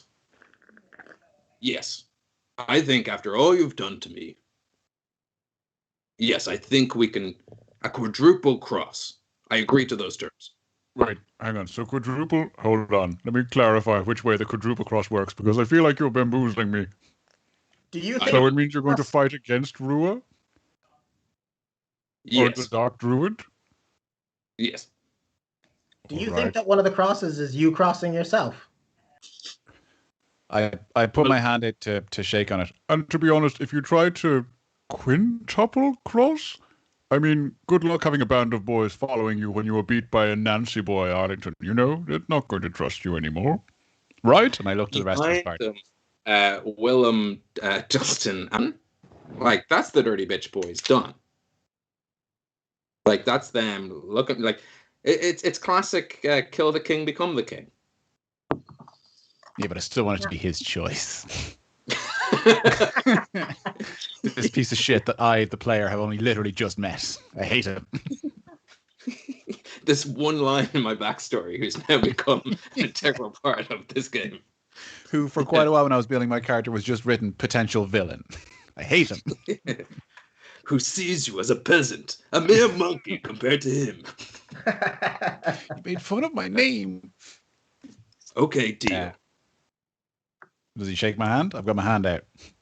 Well, we're still quite far apart. I still got my hand out. So, how about you? I forget that I've only recently gotten my mile-long vision, so I forget he's actually really far away. I think he's quite like, close. Down the end of the driveway, Grunt. Like, I'm very far away. Yeah. He shakes her hand. At that point in time, as these two hands, the opposite of the Predator handshake, because it's not in camaraderie, but it's in pure villainy, come together. We're going to roll for some initiative. Nice. Straight from the handshake. Boom. Everyone else roll for initiative anyway, just in case, because there's no harm in you being just in an initiative order, because Iggy, you obviously have Bardic Inspiration. Huck, who knows what the fuck you're going to do. You always surprise me. Randir, there might be people who need drinks at the I don't even know how alchemists work. I don't know what he's going to do. Forming up. You can sell some wares. I'll be the refreshments. Can I, if they're standing about to fight each other, can I chuck what's left of Randir's drink into the air, hit it with a fireball, and try to make a ring of fire around them? Ooh. Oh, yeah. Yeah, absolutely. Let's make it about... even though it's impossibly large, like 40 feet, like 20 foot diameter. Yeah. Yeah. I'll throw it up high so that the flaming and the dying light will probably help perfectly. Yeah. The flame. This is what I think of your drink. Actually, quite nice. I was going to be hurt for a second. Yeah. All right. 25 to 20. That's okay. 15 to 20. 19 for Arlington. 19 for Arlington. Nice. And if anyone spotted me rolling twice, I have feral instinct, so I get to do that. Oh, that's a good point. So does Willem. Nice. You ruined it. Oh, Barbarian. Oh, another barbarian. Then we have this, and then 10 to 15. Okay, 5 to 10. Yeah. Yeah. I got You're 7. gonna have to be specific, guys. I got Yeah, cool. 7 and 8. 7, as 7, Monica would say. 7 as well. Oh, we got the same go. Nice. Let's put them there and then there. Cool. Top of the round, as you both shake hands and immediately, customarily, just take a classic little bit of distance between you, unless you want to change that, Arlington. No. I think the Dirty Bitch Boys have their fair share of showdowns, so it's customary to just immediately jump back dramatically.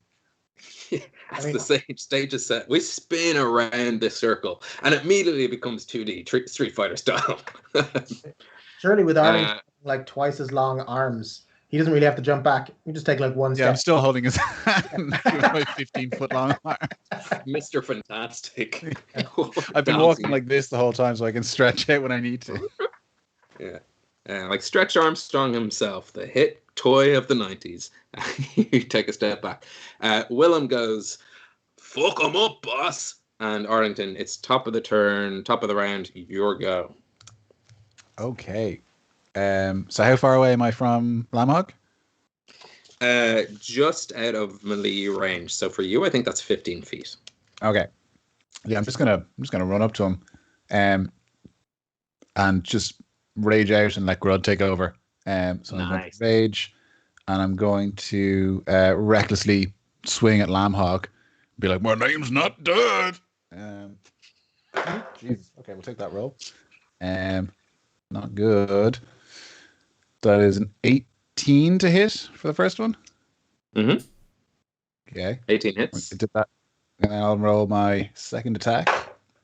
Natural 1. That's no good. All right. You gave us advantage, though, right? You roll with advantage? Oh, yeah, Jesus. It's reckless. Yeah. Okay, so that 1 was for the first attack then, I suppose. It's an 18 and an 11. So that's 24 to hit. So presume the second one hits. Both hits? Yep. Yeah. Both hit. How did I not roll with advantage? Like a fool. Okay, first attack is 2 plus 5 is that right?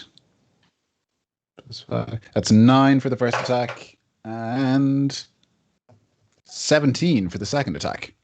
Holy! Nice. So a total of 26. Yeah. Describe to me how this happens. What weapon is Lamhog carrying? Nothing yet. He is unarmed. Would I know what his weapon hand is? What his good hand is? I'm not trying to disarm him. I just want for flavor. He's been ambidextrous. Okay. He's ambidextrous. Then I'm just gonna kind of sort of windmill with the Lair Skull axe and try and lop him, just almost like I'm trying to cut him in half with 2 hits. Mm-hmm. And then I'm going to follow it up with I'm going to brace my my shield, and with my bonus action I'm going to do a shield bash and try and knock him prone in front of me. Nice. Okay, cool. So that is my bonus action shove, which is just a I think it's a grapple check. I think I make an athletics check against him. Oh, okay, cool. Yeah. So it's strength, athletics, or otherwise. I think he can try. I think he can use dexterity if he wants. Nice.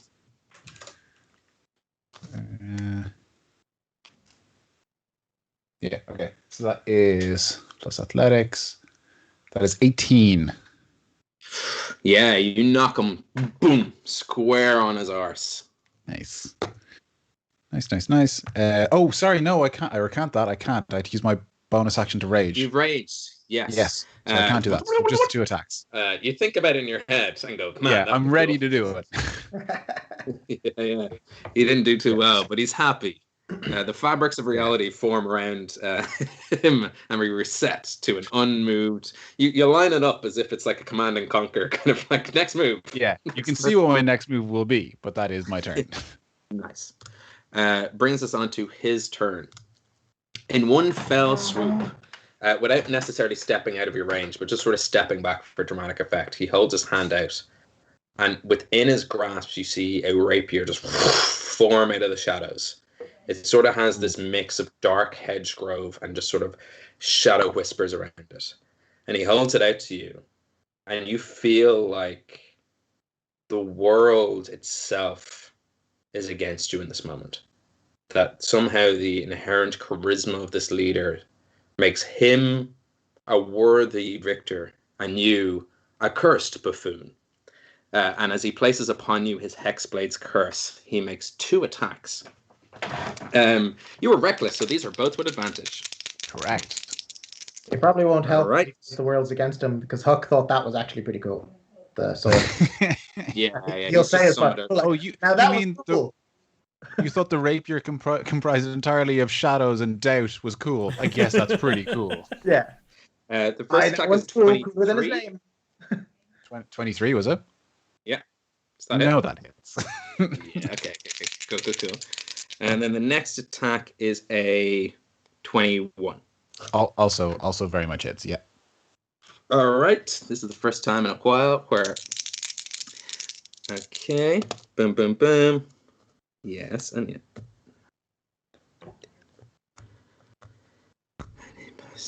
Doing some math. This is the fun part of D&D. 8 is 27. What kind of damage is it? Because if it's anything but psychic, it's halved. It is just... It's just blood. It's like... Yeah, it's just... Regular old damage. Yeah, it's just regular old magic, but not psychic slashing damage. So 27 slashing damage half, so 26 divided 13. 13 damage. Still a pretty chunk. Let me consult my little chart. Yes, cool.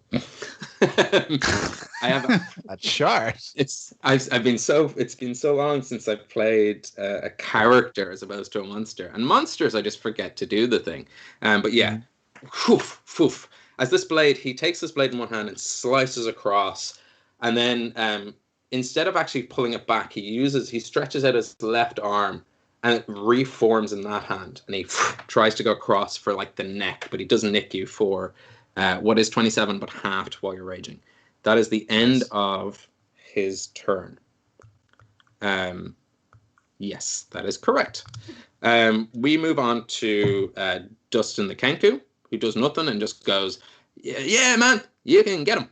And then Randir, it's if you want to do anything, this would be your opportunity. It's okay not to do anything. I don't think I can hide a spell. Probably not. Yeah, so I'm not gonna do anything. Can I prepare a spell? You 100% could. However, when you ready a spell, you do use the spell slot. So I don't know if you want to hold it and then waste it in case the opportunity to use it never comes up. Okay. Yeah. No. I'll leave it then. Yeah. Cool. I'm just gonna watch that. Gordon's just flexes and goes, "I love fights." Iggy, if you want to do anything, it would be your turn, and then after that, Huck, you're up. I was going to ask that. I have a spell suggestion, but are you saying would it be clear if someone has to do a wisdom saving throw? Do they know that a spell's happening, or would me doing it be visible? I was gonna just put it on one of Gordon's or something, like one of them, but I might just wait and see what happens. It would be not obvious, but there is a somatic component, I believe, too. No, what does it say? It's verbal material. Verbal material. So the material component would be somewhat obvious as you sort of sketch upon your plate. Yeah, no, I think I'll wait. I'll leave that. And I'm just gonna can I give some inspiration to Arlington? Yes, absolutely. Our inspiration would just would appear as just cheerleading. Yeah, and normally I would go for a motivational poster type approach on my tablet, but I'm gonna break that and go full bard and sing his Arlington, go Arlington, he's our man. If he can't do it, his opponent can. And I hope that fills him with. Is Iggy hedging her bets? She's like, I see this cool new leader. I'm kind of thinking, well, maybe she's a bit distracted. I think she's had that great terrible beer. So maybe it's not a great one, but I wish I could give you a little D8 right now, Arlington. I think it works because I mean Arlington speaks Iggy, so he knows what she means. Yeah. Mm-hmm. Yeah. Iggy, at the end of your turn. Oh, sorry. Go ahead. Sorry, I was going to say before. I don't know if this is part of the turn. I just wanted, in general, to whisper, and this is also Lucy the character, and Lucy the human, whispering to. I don't know if I'm in earshot of like his guys, just to whisper and ask like, what is the story here? Like, are they doing it like to death? Are they doing it like what? How does this work? What are the rules of this fight? Yeah, you whisper it, and Willem replies, not in a whisper, to fucking death. Yeah. And he's tiny. He's like a little 2-foot kobold, but he's into it. And he's just fucking hopping. Like he's just like jazzed up on this whole thing. He's like death, death, death. He's trying to like leap to see over the flames because it's kind of hard to see the battle from his eyes because it's nothing but flames. But yeah. Okay, then Iggy's probably thinking, oh, I probably should have made a better song. Okay, and we'll maybe try and think for cheerleading for next time. Nice. Pretty much from here on out, because you guys are sort of sidelined a little bit, jump in at the end of Lavog's turn if you want, but otherwise we'll just go top of the round. And using one of his legendary actions, I was skipping Lavog... in the... sorry, yes, Huck, go ahead. So... pretty much from this point, jump in. You It's like, oh, great. I won't do anything then.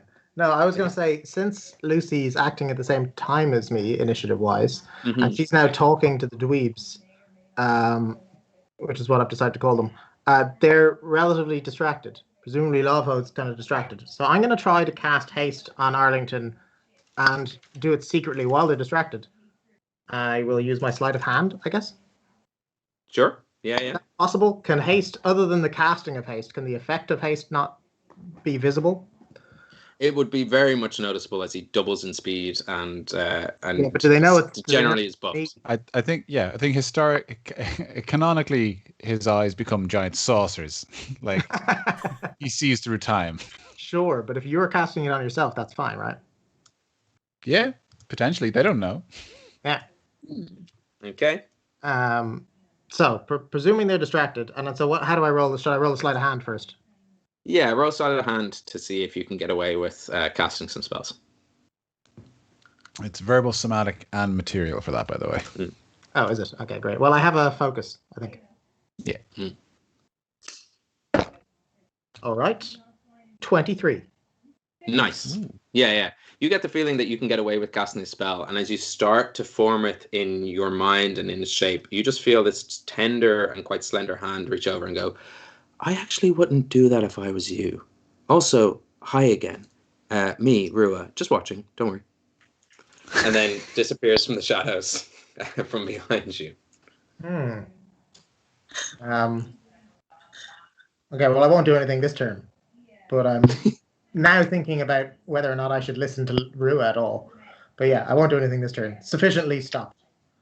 Yeah, I'm just kind of curious how he's going to get on because, like, this is exciting, right? You guys are good to check in on the people who might potentially stop me. That's true. This woman's going to give us all a complex. Look, pretend I'm not here. I don't want to just, especially while she's distracted. I don't want any awkward conversations. You understand? She's yes, talking with wee ones, very tough. I understand. I understand completely. Why are you? Aren't you looking for something? Yes. But you're here looking, anyway.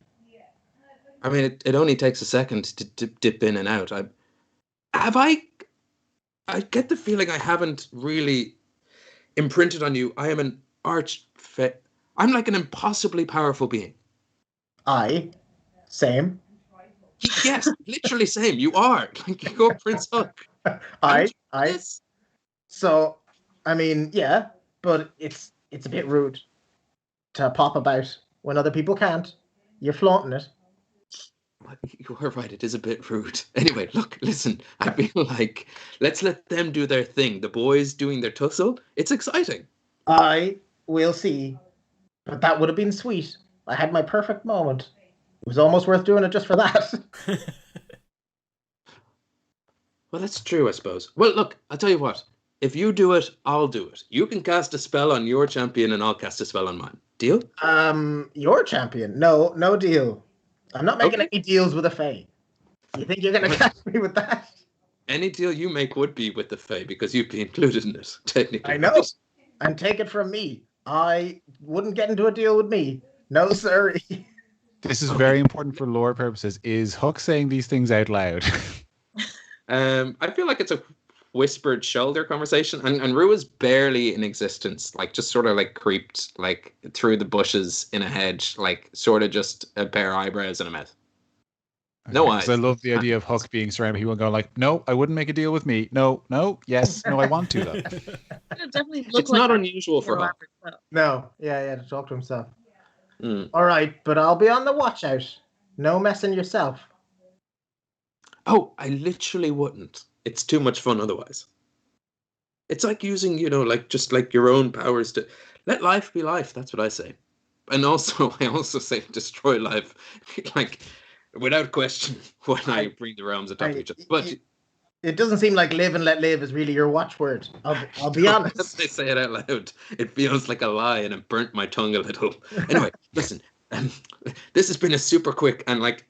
Arlington, to your point, you're not hearing Huck speak to himself. You're hearing Huck in like triple speed, like listening to a podcast at 3 times the speed, just going blah, blah, blah, blah, blah, as Rue steps back and goes, "Okay, cool. So back to the cauldron for me. Bye." But also, if you try it again, I'll be here. Like I'm literally here. Like I'm everywhere. You just said bye. You're gone. That sounds. Just sound. Anyway, look, listen. We're spending Let them fight. Let them fight. I'm not doing anything. I'm not going to cast a spell.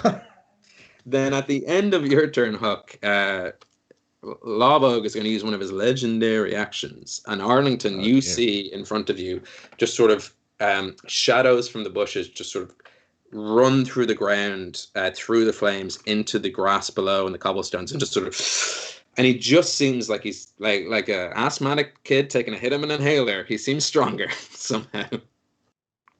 Okay. It is your turn. This dickhead's a full-on pack to the blade, isn't he? Okay. Cool.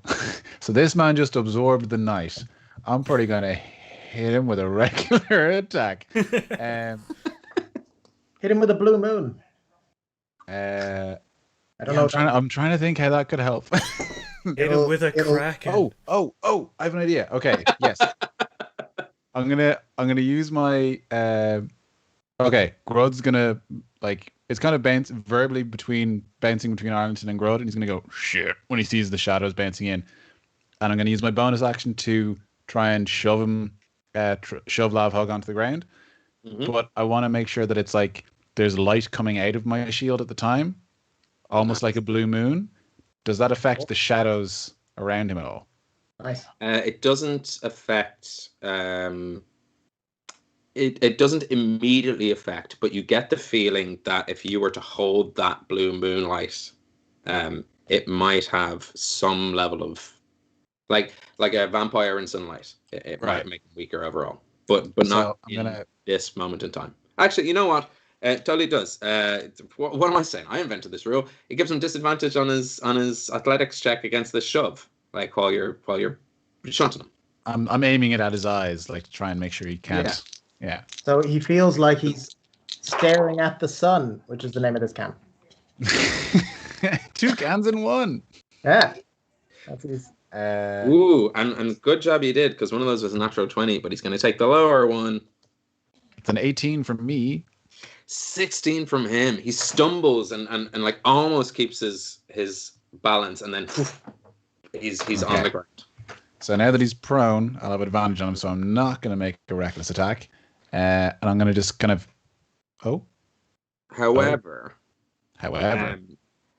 as he stumbles, he notices the dirty bitch boys around him and uses his hobgoblin ability of saving face. Oh, shit! Yes! Adding +5 to his roll, turning it into a 21. And he does manage to spring himself up. And so, in fact, he does slide onto the ground prone, but does that sweet fucking gymnastics thing. You know the thing where they pop up? Yeah, the front flip up. Yeah. He does the flip and goes, nice try, dud. Damn it, I was gonna make a fucking hobgoblin character because I thought that they can't fuck up in front of their friends was really cool. Yeah. You can only do it once, and he's doing it now. Okay. Damn it, that's cool. Okay. I think Rod is momentarily impressed as well because just old habits of being with the bitch boys, and then he's gonna come to his senses and then freak out a little bit. Then now he's gonna recklessly attack with the Lair Skull Axe, which is a 9 or a 6. So that's 24 to hit for the first one. First one hits, and that is maths is hard. 21 to hit for the second. Second one hits as well. Okay. So the first one is plus rage, 16, 15 slashing damage. Okay. And 12 slashing damage. 15 and 12, so total that's 25. And like these attacks are much more like wild, kind of like almost like he's making an X. And it's sort of like a panicked, like, oh shit, I'm fighting the boss. Like, oh shit. As those hit him, do they seem to is he recoiling much? Does it look like I'm hurting him? Yeah, you were slicing him. You take this axe and you just like one of them just sinks into his right shoulder, cutting his half cloak, and sinks deep, and you see the blood just bubbling around the axe and just sort of spilling out. The other one, as you say, kind of X's across and slashes across his chest. It skims against the breastplate, but you do see that there is some indent there, so it's no longer fully kind of like completely intact. That you managed to slash through both metal and skin with that second attack. I am going to clarify for any Don't Be That Gygax awards out there that he only currently has 3 allies around him currently. So we'd only get a +3, but his +3 from a 16 would still beat your 18. Yeah. So that works. So just don't at me. Don't at me. I wrote it down on my little piece of paper. I saw it here. If he's at the... Yeah, I have a little bit more. Yeah. Real quick. Seeing that my attacks have actually done a bit of damage to him, I'm going to continue the momentum from that slash and like spin around 360 and continue it. I'm going to use my action surge to attack again. Nice. In the same, so I'm like, if I went like left to right, this time I'm going right to left and aiming for the same spots to kind of like further break his armor. Yeah. And these are also reckless then. So that's not as good. That's 19 for the first one. And 11 for the second.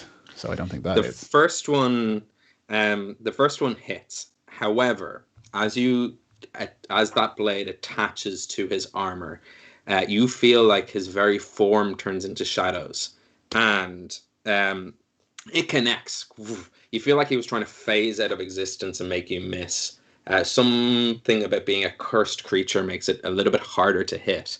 And in that he used his reaction to sort of like become a creature of smoke, but he didn't quite do it in time. And as he tries to, and you see the glare in his eyes of just surprise at this brutal, relentless, reckless action surgy kind of hammering you're giving him. He seems a little bit scared by this assault. And as he tries to disappear out of existence, you connect, keeping him in place.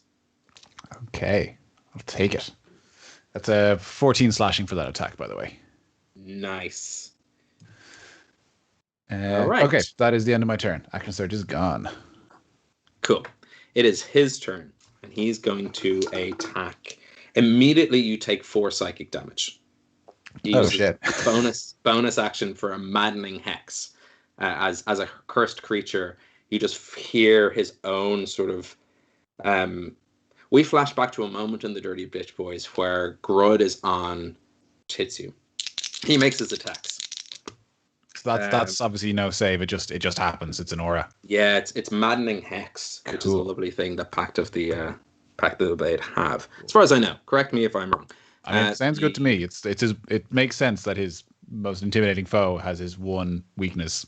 Like yes, 21 for the first attack. Yep, that hits. And then a 15 plus 9, 24 for the second attack. What was the first one? Oh yeah, because you have advantage. Yeah, that second one hits. Yeah. 21 and 24 to hit, giving a total of 21 plus 8, because 2 attacks at a time.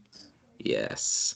21 plus 8 is 29, half 14 damage as he slices into you.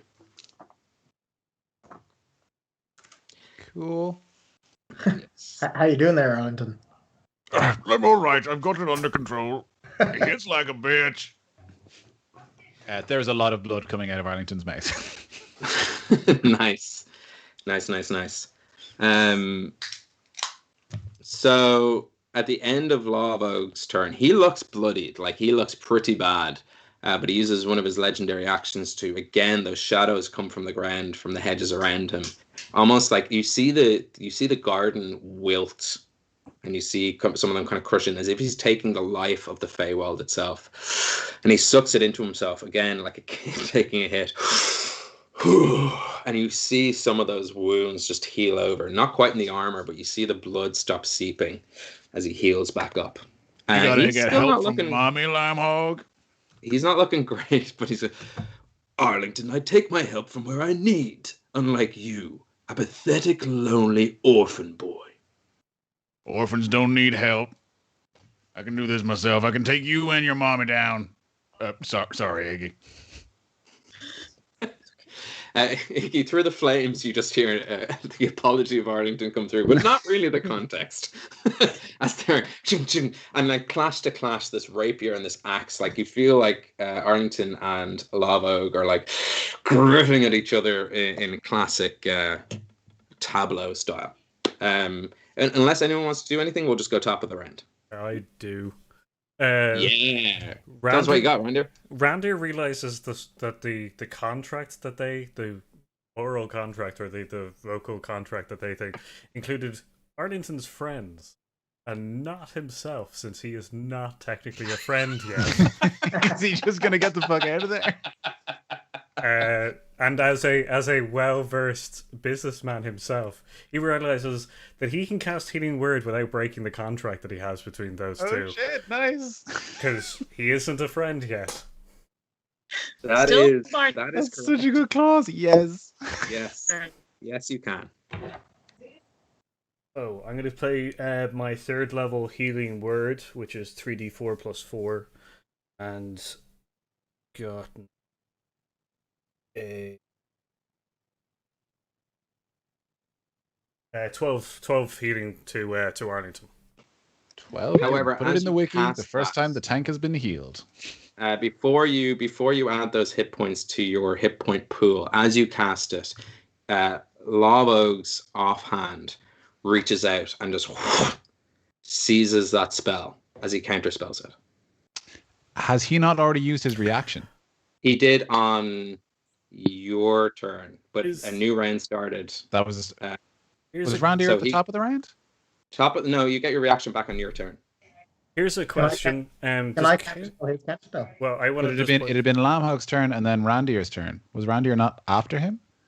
Randir is after him, but Lavog used his reaction on your turn, so part of the initial first round of combat, and then on Lavog's turn would have gotten his reactions back. It's at the start of your turn. I not act before. I acted before Lamhog though. You No? did, yeah. So he went used his first Arlington, round. Lamhog, Randir. Yes. just a question. That's 2 reactions in a round. No, it's not, because you're counting a round as in you starting it. Yeah. But at the end of the first round, well, like what I'm saying is that Lavog, as far as I know how reactions work, and this is a good learning for all of us because I could be wrong, it hadn't come back to Lavog's turn. So in his first round, he used his reaction to try stop one of your attacks, and then it became his turn, in which case filling him up with actions, bonus actions, reactions, movement. And on his turn now, in the second round of combat, he's using his reaction.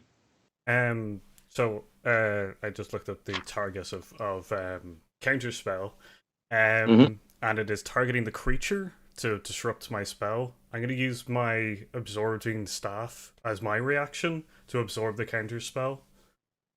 Nice. Yeah, yeah. An absorbing staff? Yeah. There's so much we Yeah, don't know. Him. That's a very cool little tool. Can't you just pull out a gun and shoot him? Yeah, so my... Yeah, you can. I think you can do that. Although, so counterspell interrupts a creature in the process of casting the spell. So yeah, it is targeting the creature and not the spell itself. So it is targeting you. I guess you can counterspell. So yes, yeah, that too. Yeah, so that's always the fun kind of gameplay. While holding this rod, you can use your reaction to absorb a spell that is targeting only you and not anyone else. So what level is that spell? Third level. Like Third level? Cool. It means that I absorb 3 levels of energy into the staff. You sure do. Oh, you get juiced up from that shit. Nice. Healing, and feels like his own warlock energy is stolen into a staff and goes, unfair! How did you... Oh, crud, are you not friends with this man? I don't even know his last name. I've never met that. I've known him for 10 minutes. He's the beer man. And sure, he's just serving.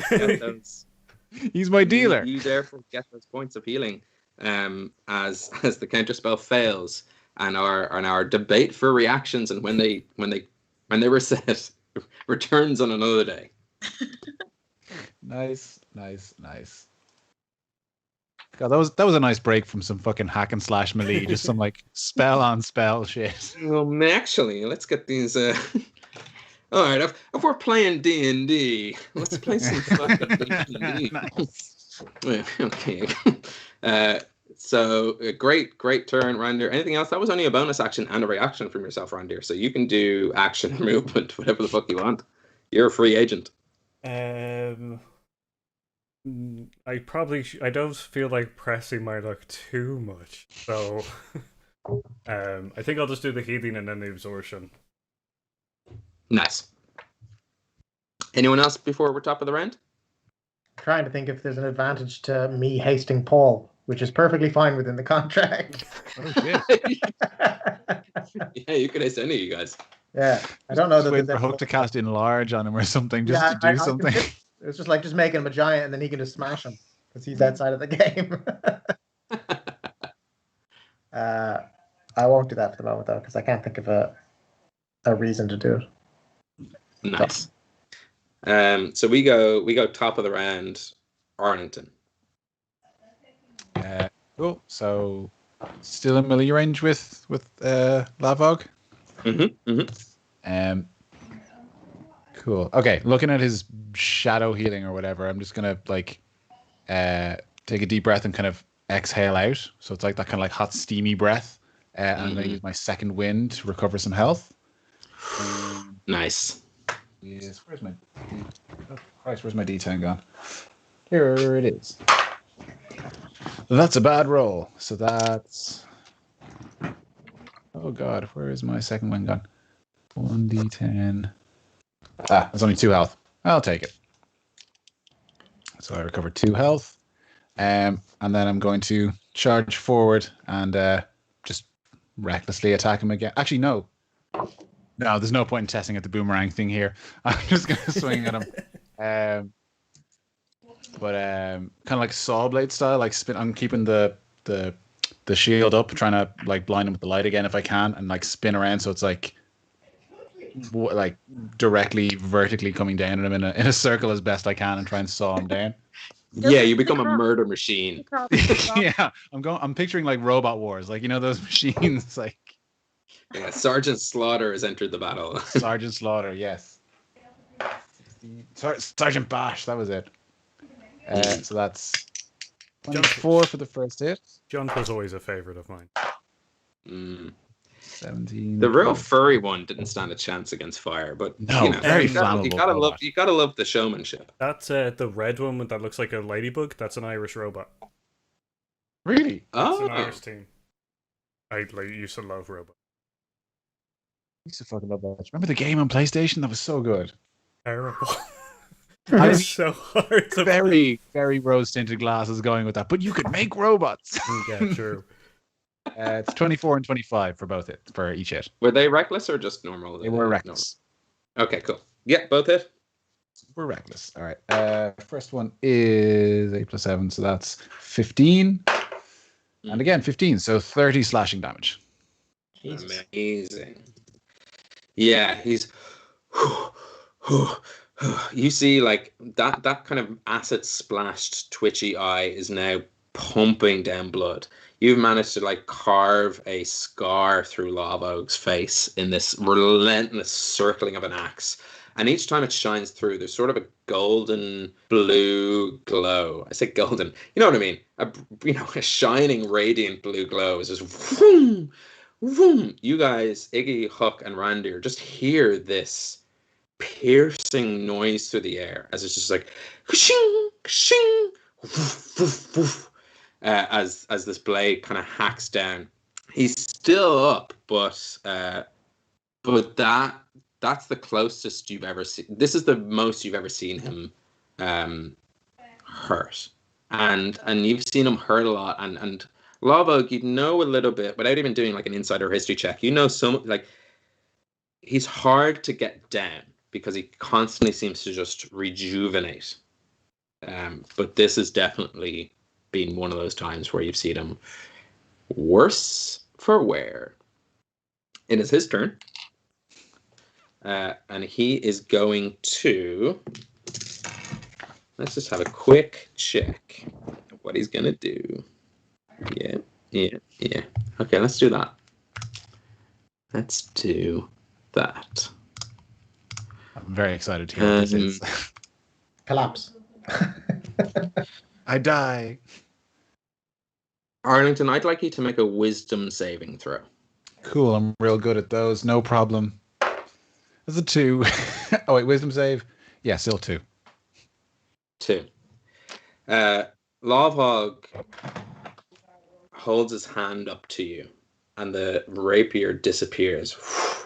And he just sort of closes, and as he closes his fist, you feel your eyes shut. And inside your mind, your deepest, darkest fears. Wait, that sounded like a gasp of on. discovery. No, it's not worth it. Never mind. Sorry, carry on. Apologize. Never mind me. No. It's worth stopping it before the description kicks in, because that's what I was thinking. I was debating if it was worth using the gift that Ted gave me, but it would only add 1d6 to my roll of 2, so probably not enough. That's you true. have D8 as well, right? Yeah, you also that's what I was thinking. I don't want to burn everything to maybe like with a 2. It's probably not worth it. Sorry. Yes, continue. You become frightened of Lavog as the deepest, darkest fears within you begin to take shape. You can't, though, because you're raging, right? But this also isn't a charm spell. I don't know if that works for my rage. I think that's just berserkers. Oh, that's a very good point. I was reading about it. I don't think that affects my rage. I think it's just berserker rage. Yeah, it's just resistant to damage. Yep. No effect. So you are deathly scared of Lavog, and you take I forgot to do it last round, and I'm doing it this round. 8 psychic damage. 4 from the last one because of the Manling Hex, and then 4 this time because of the Manling Hex. Cool.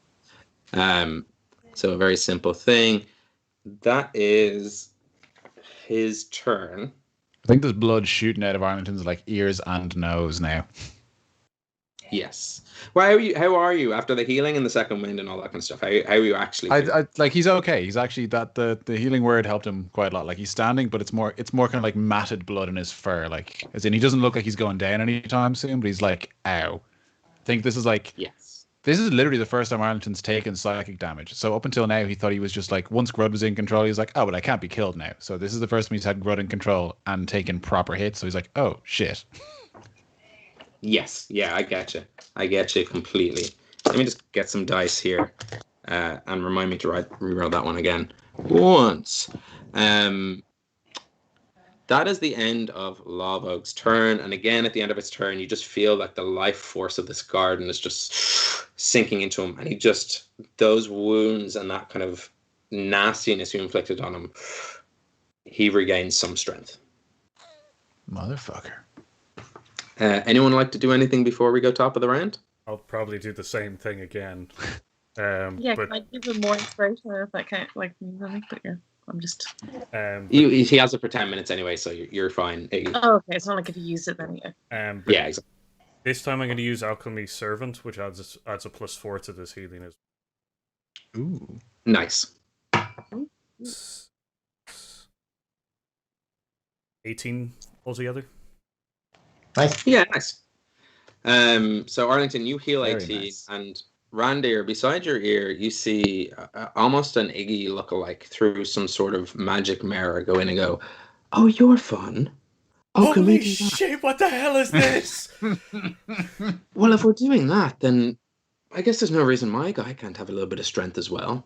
And she reaches out a hand, and in front of you, Lava just sort of heals. Can I perceive her doing this? Make a perception check. Just because if I see someone talking to themselves. Mm-hmm.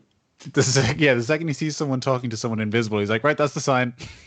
Yeah. I didn't see it. Especially since Unless the 7 is sufficient. No, it's not. I have never experienced this before. Yeah. I hope you're not going to become a thorn in my side. A word of advice between me and you. If you're going to try stop me, don't join Huck's punks. They don't stand a chance. Case in point. And she reaches out a hand, and more of that energy just from the ground just surges into Lavog. You get the feeling almost exactly the amount of healing points you've healed Arlington. And she goes, I am a stickler for specifics. Randir goes, would you like to buy some beer? Oh, well, I mean, if you're offering, then yes, absolutely. That would be awful. Tell her a beer, she'll do constitution damage to her. Yeah, It'll be the most damage done to Rua ever. That's true. First blood, Randir. Yeah, I can't think of a way to do that.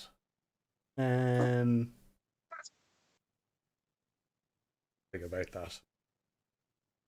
I mean, yeah, I didn't see it, so I can't do anything. This is good. This makes me hate Rua more.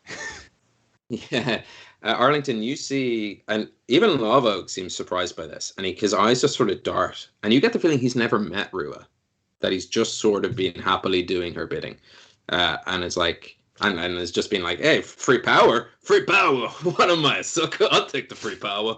That's what he's the type of guy he is, and he just feels like he's like, oh no, this feels good. He's in the orca now.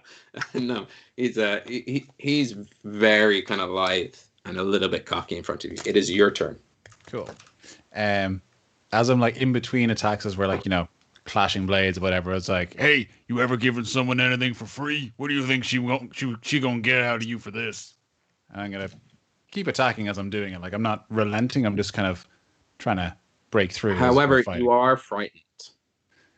You the thing. Go. So I've disadvantage on attacks and I can't move towards him, right?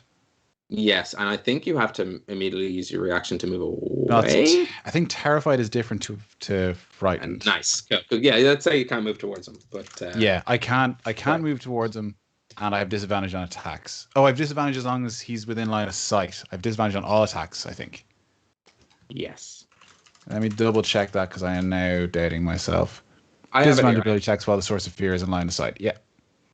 Yeah. Cool.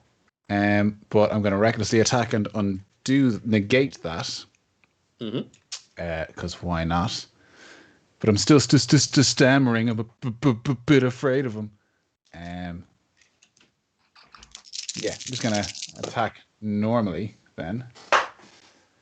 So that is 20 for the first one and 18 for the second. Both hit. Nice.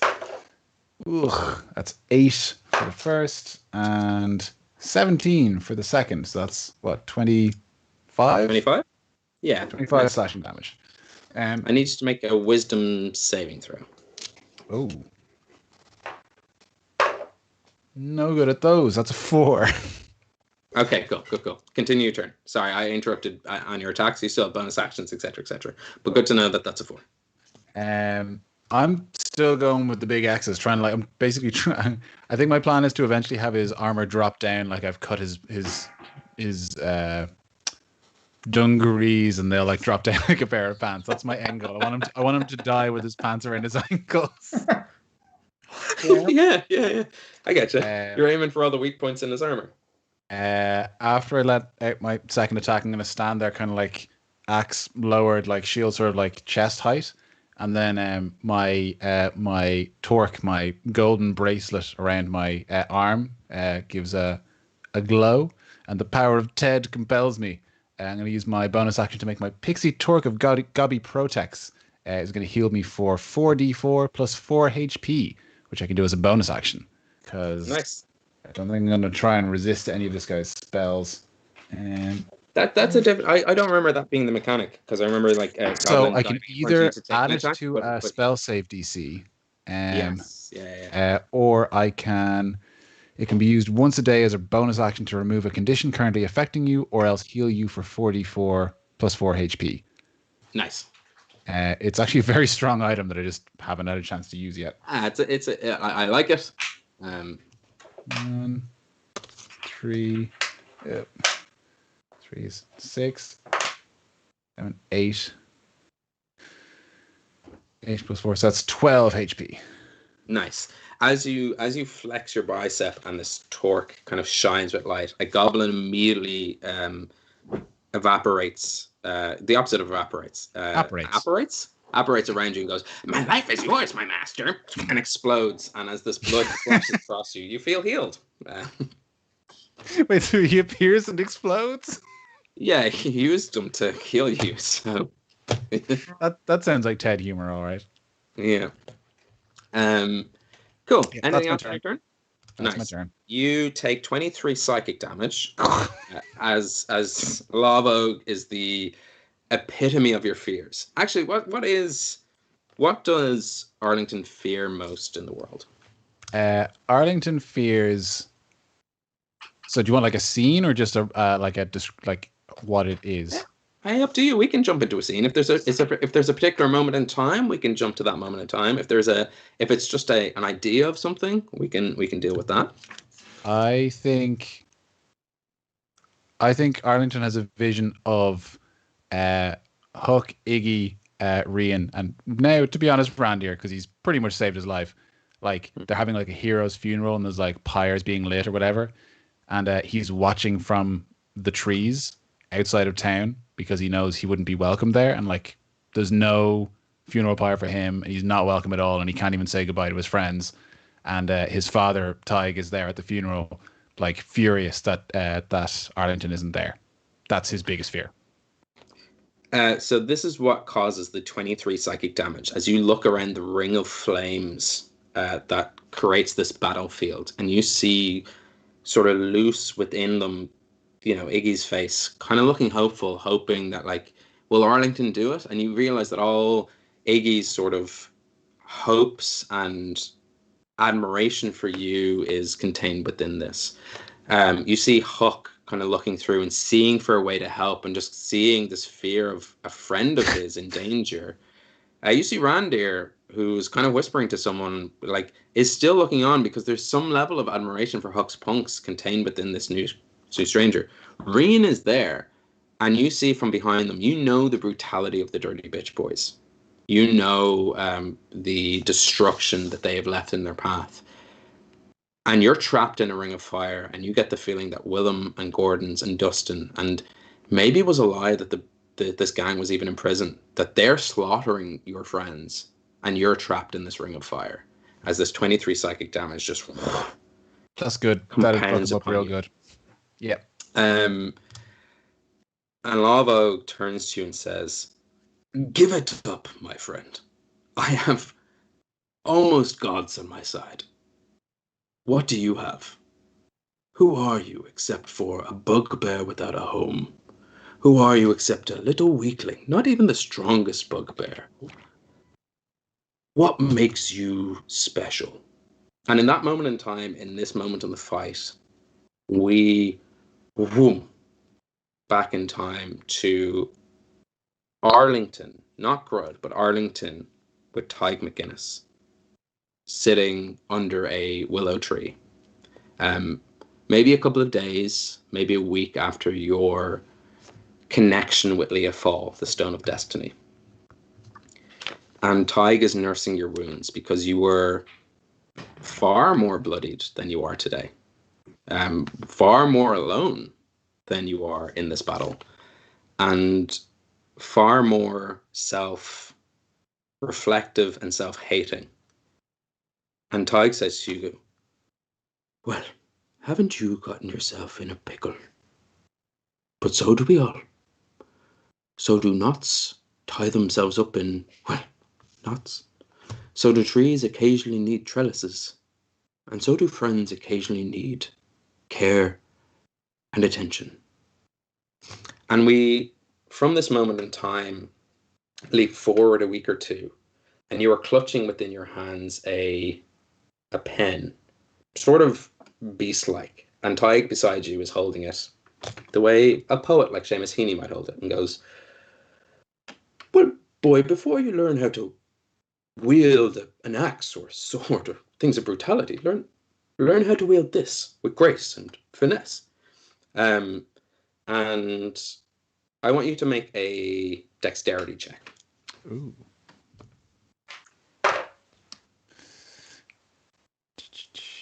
Dexterity is 15. 15.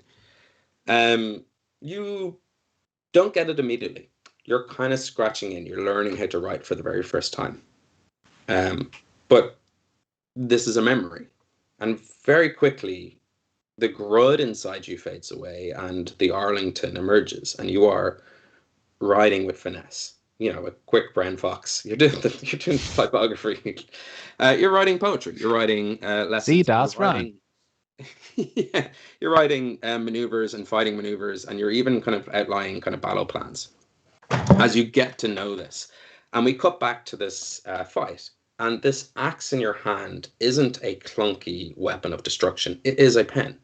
It is something that you can spin and weave and sort of slice and dack, and you can underline, you can make bold attacks, you can fucking italics this baby.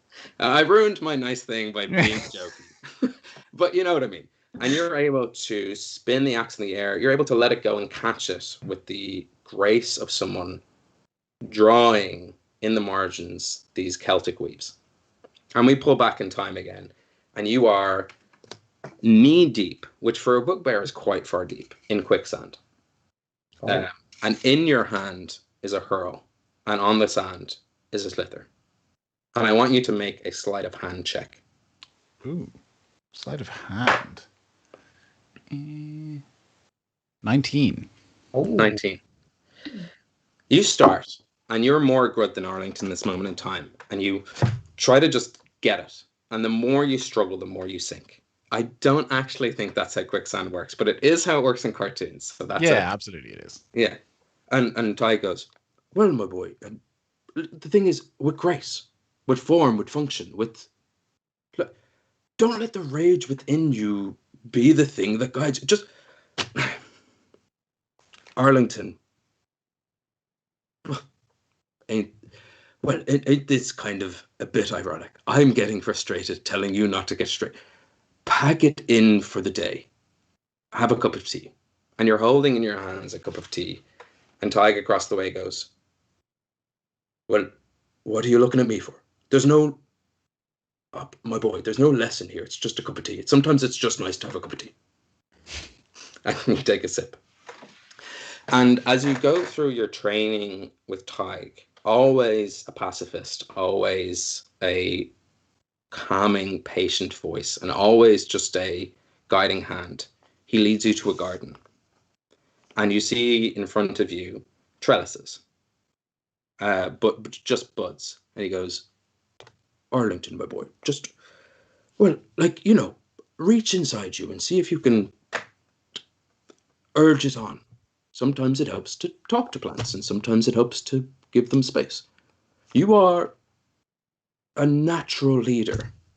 But the trellis, that's there to help your team grow, to shape and direct them. You're not the trellis, but you are the shaper, the former. And left alone, they may never reach for the sun, but with your hand, they could use some guidance. Try it. And this is the first moment in Arlington's history where you learned Druidcraft. It's a cantrip you've had since the game's beginning. So how do you think Arlington would kind of bounce around this moment? I think at first he tries to like clench and like hope that if he clenches his muscles enough, it will make more magic come out. And then after like maybe an hour of trying that, he eventually kind of learns to think linguistically, like imagine the way Tig explained about writing and just kind of like the flourish of a pen and like the way you flick the pen up. It's like you flick the plant up and that kind of gives it the growth. So he eventually learns to internalize it. So there's less movement. It's not like an assault. It's more of a thought. So I think there's actually very little. That's it, my boy. That's it. You're not trying to force your friends and allies into battle. You're just guiding them. A little flick here, a little swish there, and when you're fighting, you can just kind of the difference. Be it a small, scrappy mage like myself, you can see the openings, you can see the trellis, or be it someone who can help give you a guiding eye. You can see where it's going. Yes, yeah. And this is the first time you've seen Tig get animated in your lessons. And we move from this moment through your experience with Tig into a moment with Huck. And Keelan, over the course of the last 2 years while we've been streaming, is there a moment in time where Wes as a player or Arlington as a character has done something that necessarily crosses point with you as Huck, that you think would be a nice lesson in a sort of equal, what is essentially an arm wrestle, back and forth and back and forth? There's no ground being made, but has there been something Arlington has done that you've gone, that's what he needs in this moment in time? That's what he needs. Or that's kind of like a time where he's shown leadership or otherwise. Leadership. I know this is wildly inappropriate timing, but I need to pee very badly, so I might run away while you decide on this, so I can properly pay attention. So you can get all emotional when you're out of the room. He comes back, we're all crying. It's actually a good point for all of you to kind of think of these moments. I also desperately need to pee, so maybe chat amongst yourselves. Absolutely. Oh yeah, this is a second break, but I do need to pee, so I'll be back. Wow. What do you guys? I'd been thinking of favorite Arlington memories, not necessarily ones that would be helpful to him in any way. Not leadershipy. No, I mean the main one that I had thought of is the one that affects Huck, which is where he almost died because of my fireball. Helpful, difficult to say, but I can spin it. I can certainly spin it to. I mean, dying for all of us. That's helpful. And correct. Other than that, it's just like the moment he got lost when he went out and thought he knew the way, and he was trying to go to the shop, and he walked around all the time. There's countless games. I was thinking when he kind of taught me how my own spells work. Maybe that could be useful, like with the message situation that time under the water. When he offered me, it was pre-stream, but he offered me, I think it was a seagull that he had killed. I think in the first session as food on the boat. A pretty nice one. Yeah. I mean that's leadershipy. This is a look behind the scenes for everyone who's watching. This is how we decide things. On the fly, and not with any real plan. Yeah, it's interesting because like Randir hasn't had any moment. So yeah. You think he's the worst. It's going to be an interesting one for me. All right. I apologize. I heard a little bit of that. I think Seagull moment is a really good moment because it's also an opportunity for the audience to see into a time that they didn't get to see. We've been playing this game for longer than 2 years, so why not? Let's jump back to that moment. I do remember it. Yeah. But it was virtually the very start of it was the first encounter I had with Arlington. I don't know that he remembers it. The seagull moment. I jumped onto your back in order to climb the mast very enthusiastically. Huck jumps onto Arlington's back or whatever else like that. You're all cloaked up. I'm asking you a lot of questions, and you're eating something which I ask about, and you're like, "Oh, do you want some?" And without thinking about it, I eat it, but I'm pretty sure it's raw seagull and or pigeon. Yeah, that sounds familiar. Yeah, you remember this moment, Arlington, as a moment of providing. That being a leader isn't necessarily fighting or defending your friends, but it's also about nourishment. Be it raw seagull or otherwise. But you know that, and much like a plant and a tree, the right soil is important.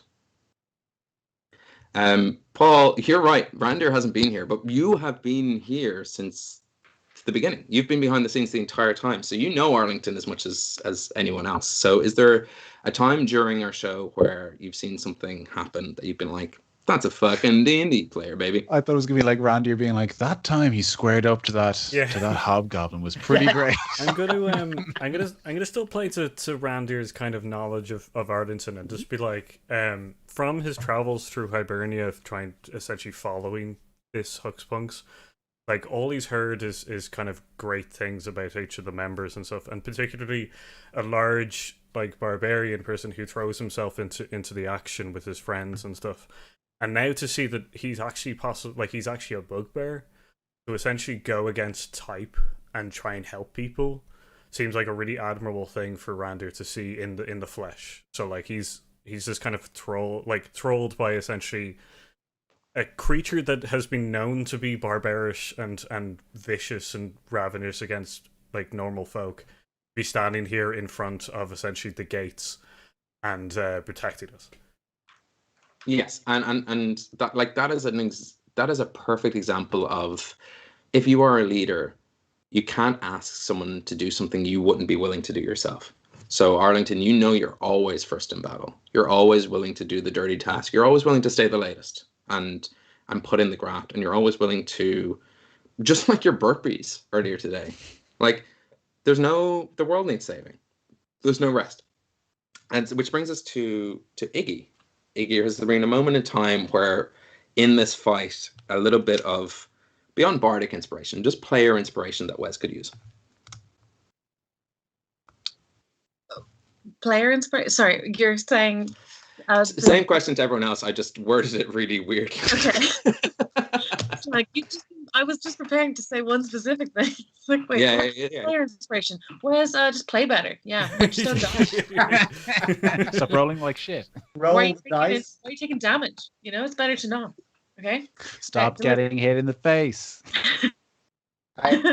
No, I think what Iggy is thinking about is, and I think maybe she doesn't realize that the layer skull axe is obviously a huge part of this, but in her mind, in times like when they were trying to rescue all those kids, and they were in that like trying to find that tree in this weird den where like time wasn't, and Arlington helped literally see the way through this kind of puzzle, and when we're in new places, he can often guide us the right way.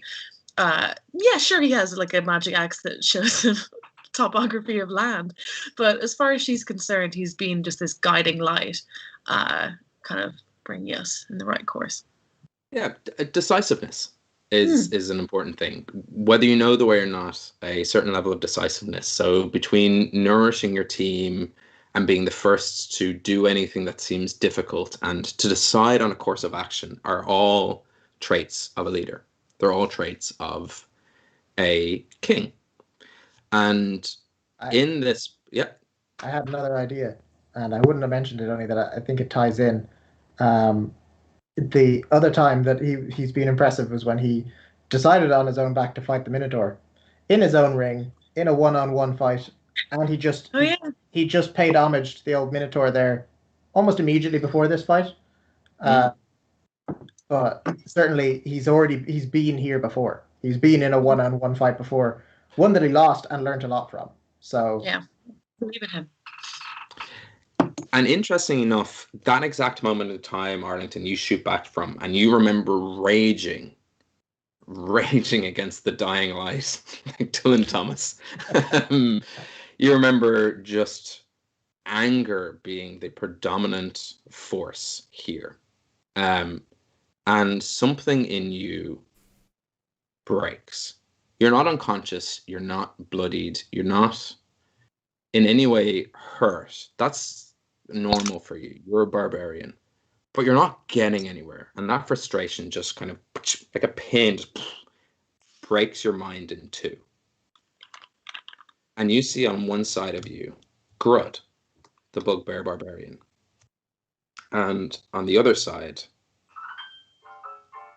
a text message from a person. A jaunty little piano tune. Elegant, is- old-timey text message. you have. Like Arlington's theme. Like he likes to think it's like hardcore death metal, but it's a jaunty little piano number. Yeah. Separated on the other side is Eramon, son of Milispania, this elven king. And with fur wet with sweat and blood, that sort of, you normally keep it quite tight as Arlington, but Grud has come out and it's hanging loose over your eyes, blurring your vision. You have fatigue spots. It's not exhaustion, it's not bloodiness. You're just tired of this constant just boom, boom, boom. And I know we only played a couple of rounds of combat, but this has been going on for a while between you being healed and Lava Oak being healed. And bursts of light sort of dazzle you in this exhausted state. And the world and garden outside of the Clockwork Tangerine begins to fade. It's not quite darkness. It's like a fever dream. You sort of see blotches start to take shape. And you feel a strong arm loop around your back and under your shoulder and take on some of your weight and prop you up to a full standing, not hunched, but posture correct bugbear. It's like unbelievably intimidating. And in this world of void, you start to see islands shaped like thick-shelled turtles. These sort of aquatic beasts sort of float around you. You're no longer outside the Clockwork Tangerine. You're just in this space, as if you're catching a glimpse into the first ages of the world itself. You see beasts of the land.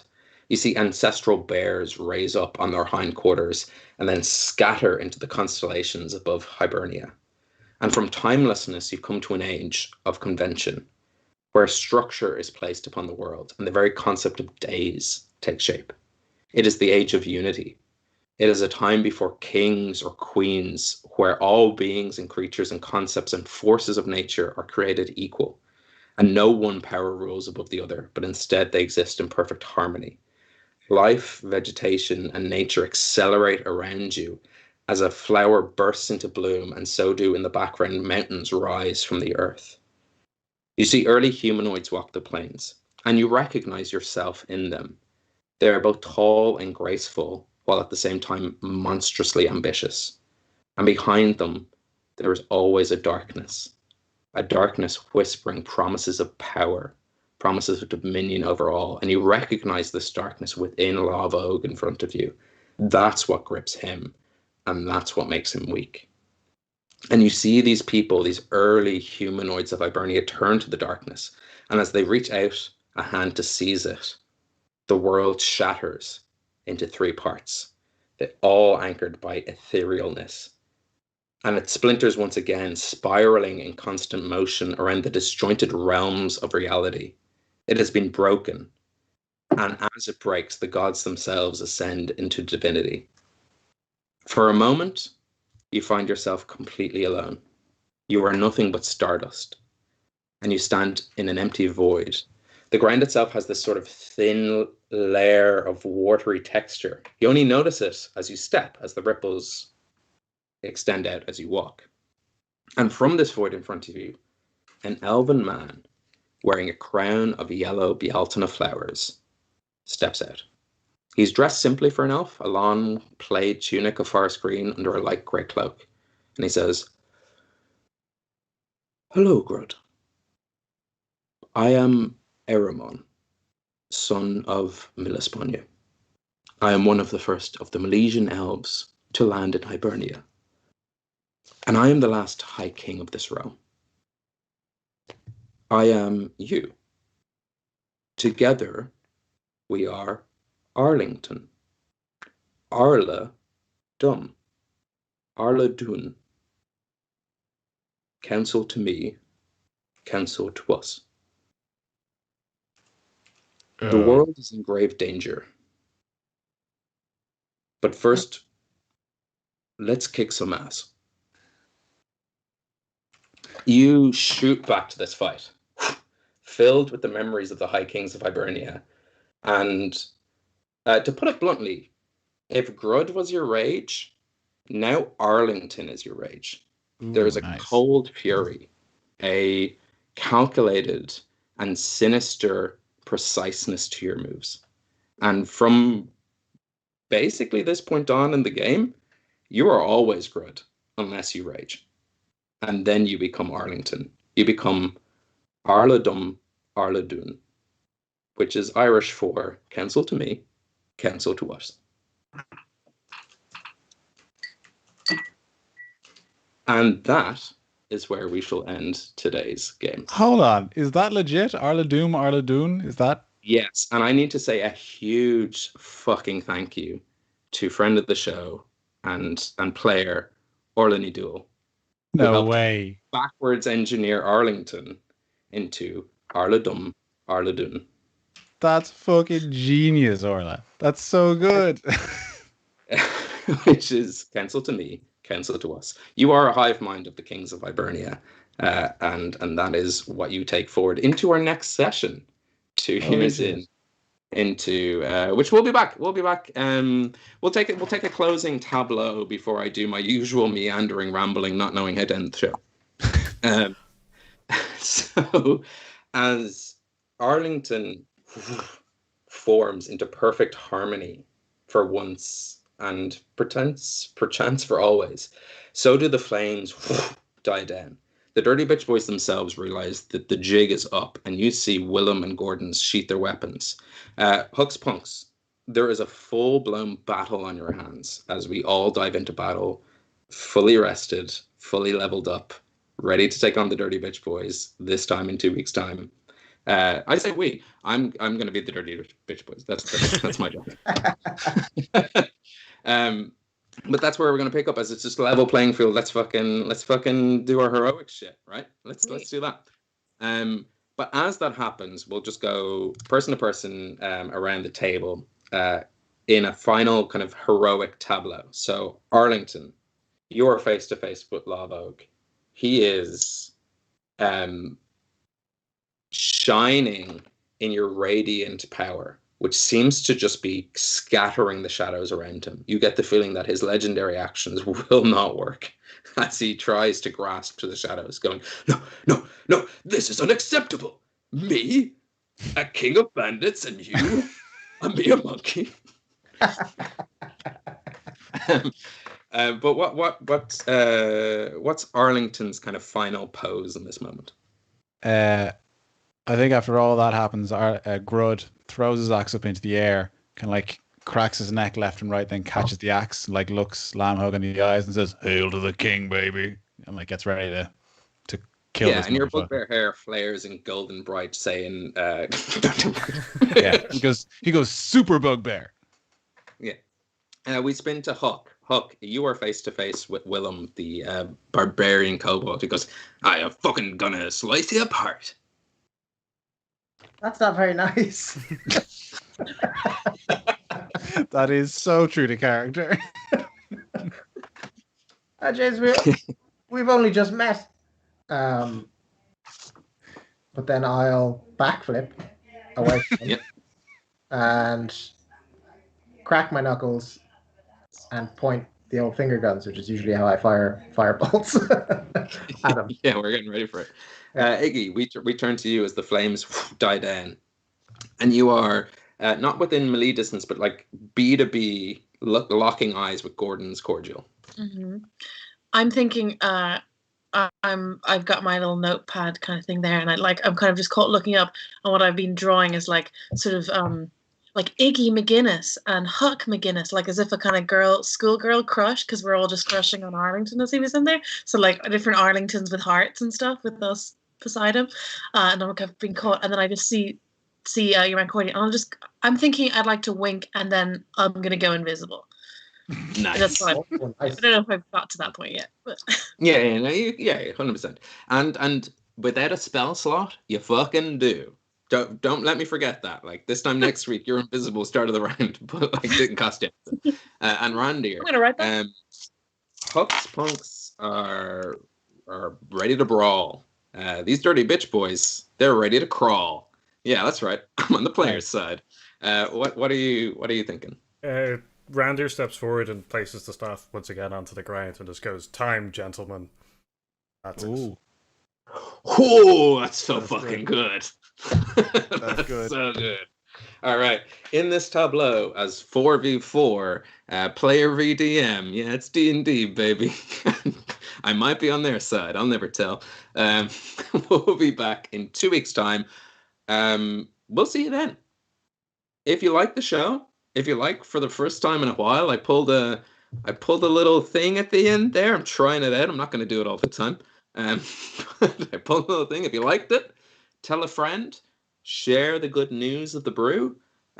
We'll be back in about 2 weeks' time. Until then, look after yourselves. Be sound. Good night. And joy be with you all. Happy birthday, Homebrew! Yeah, 2 years, baby. Finally learned how to DM. That's what it takes. Cliffhangers and narrative. Oof, that was a lot. See you later.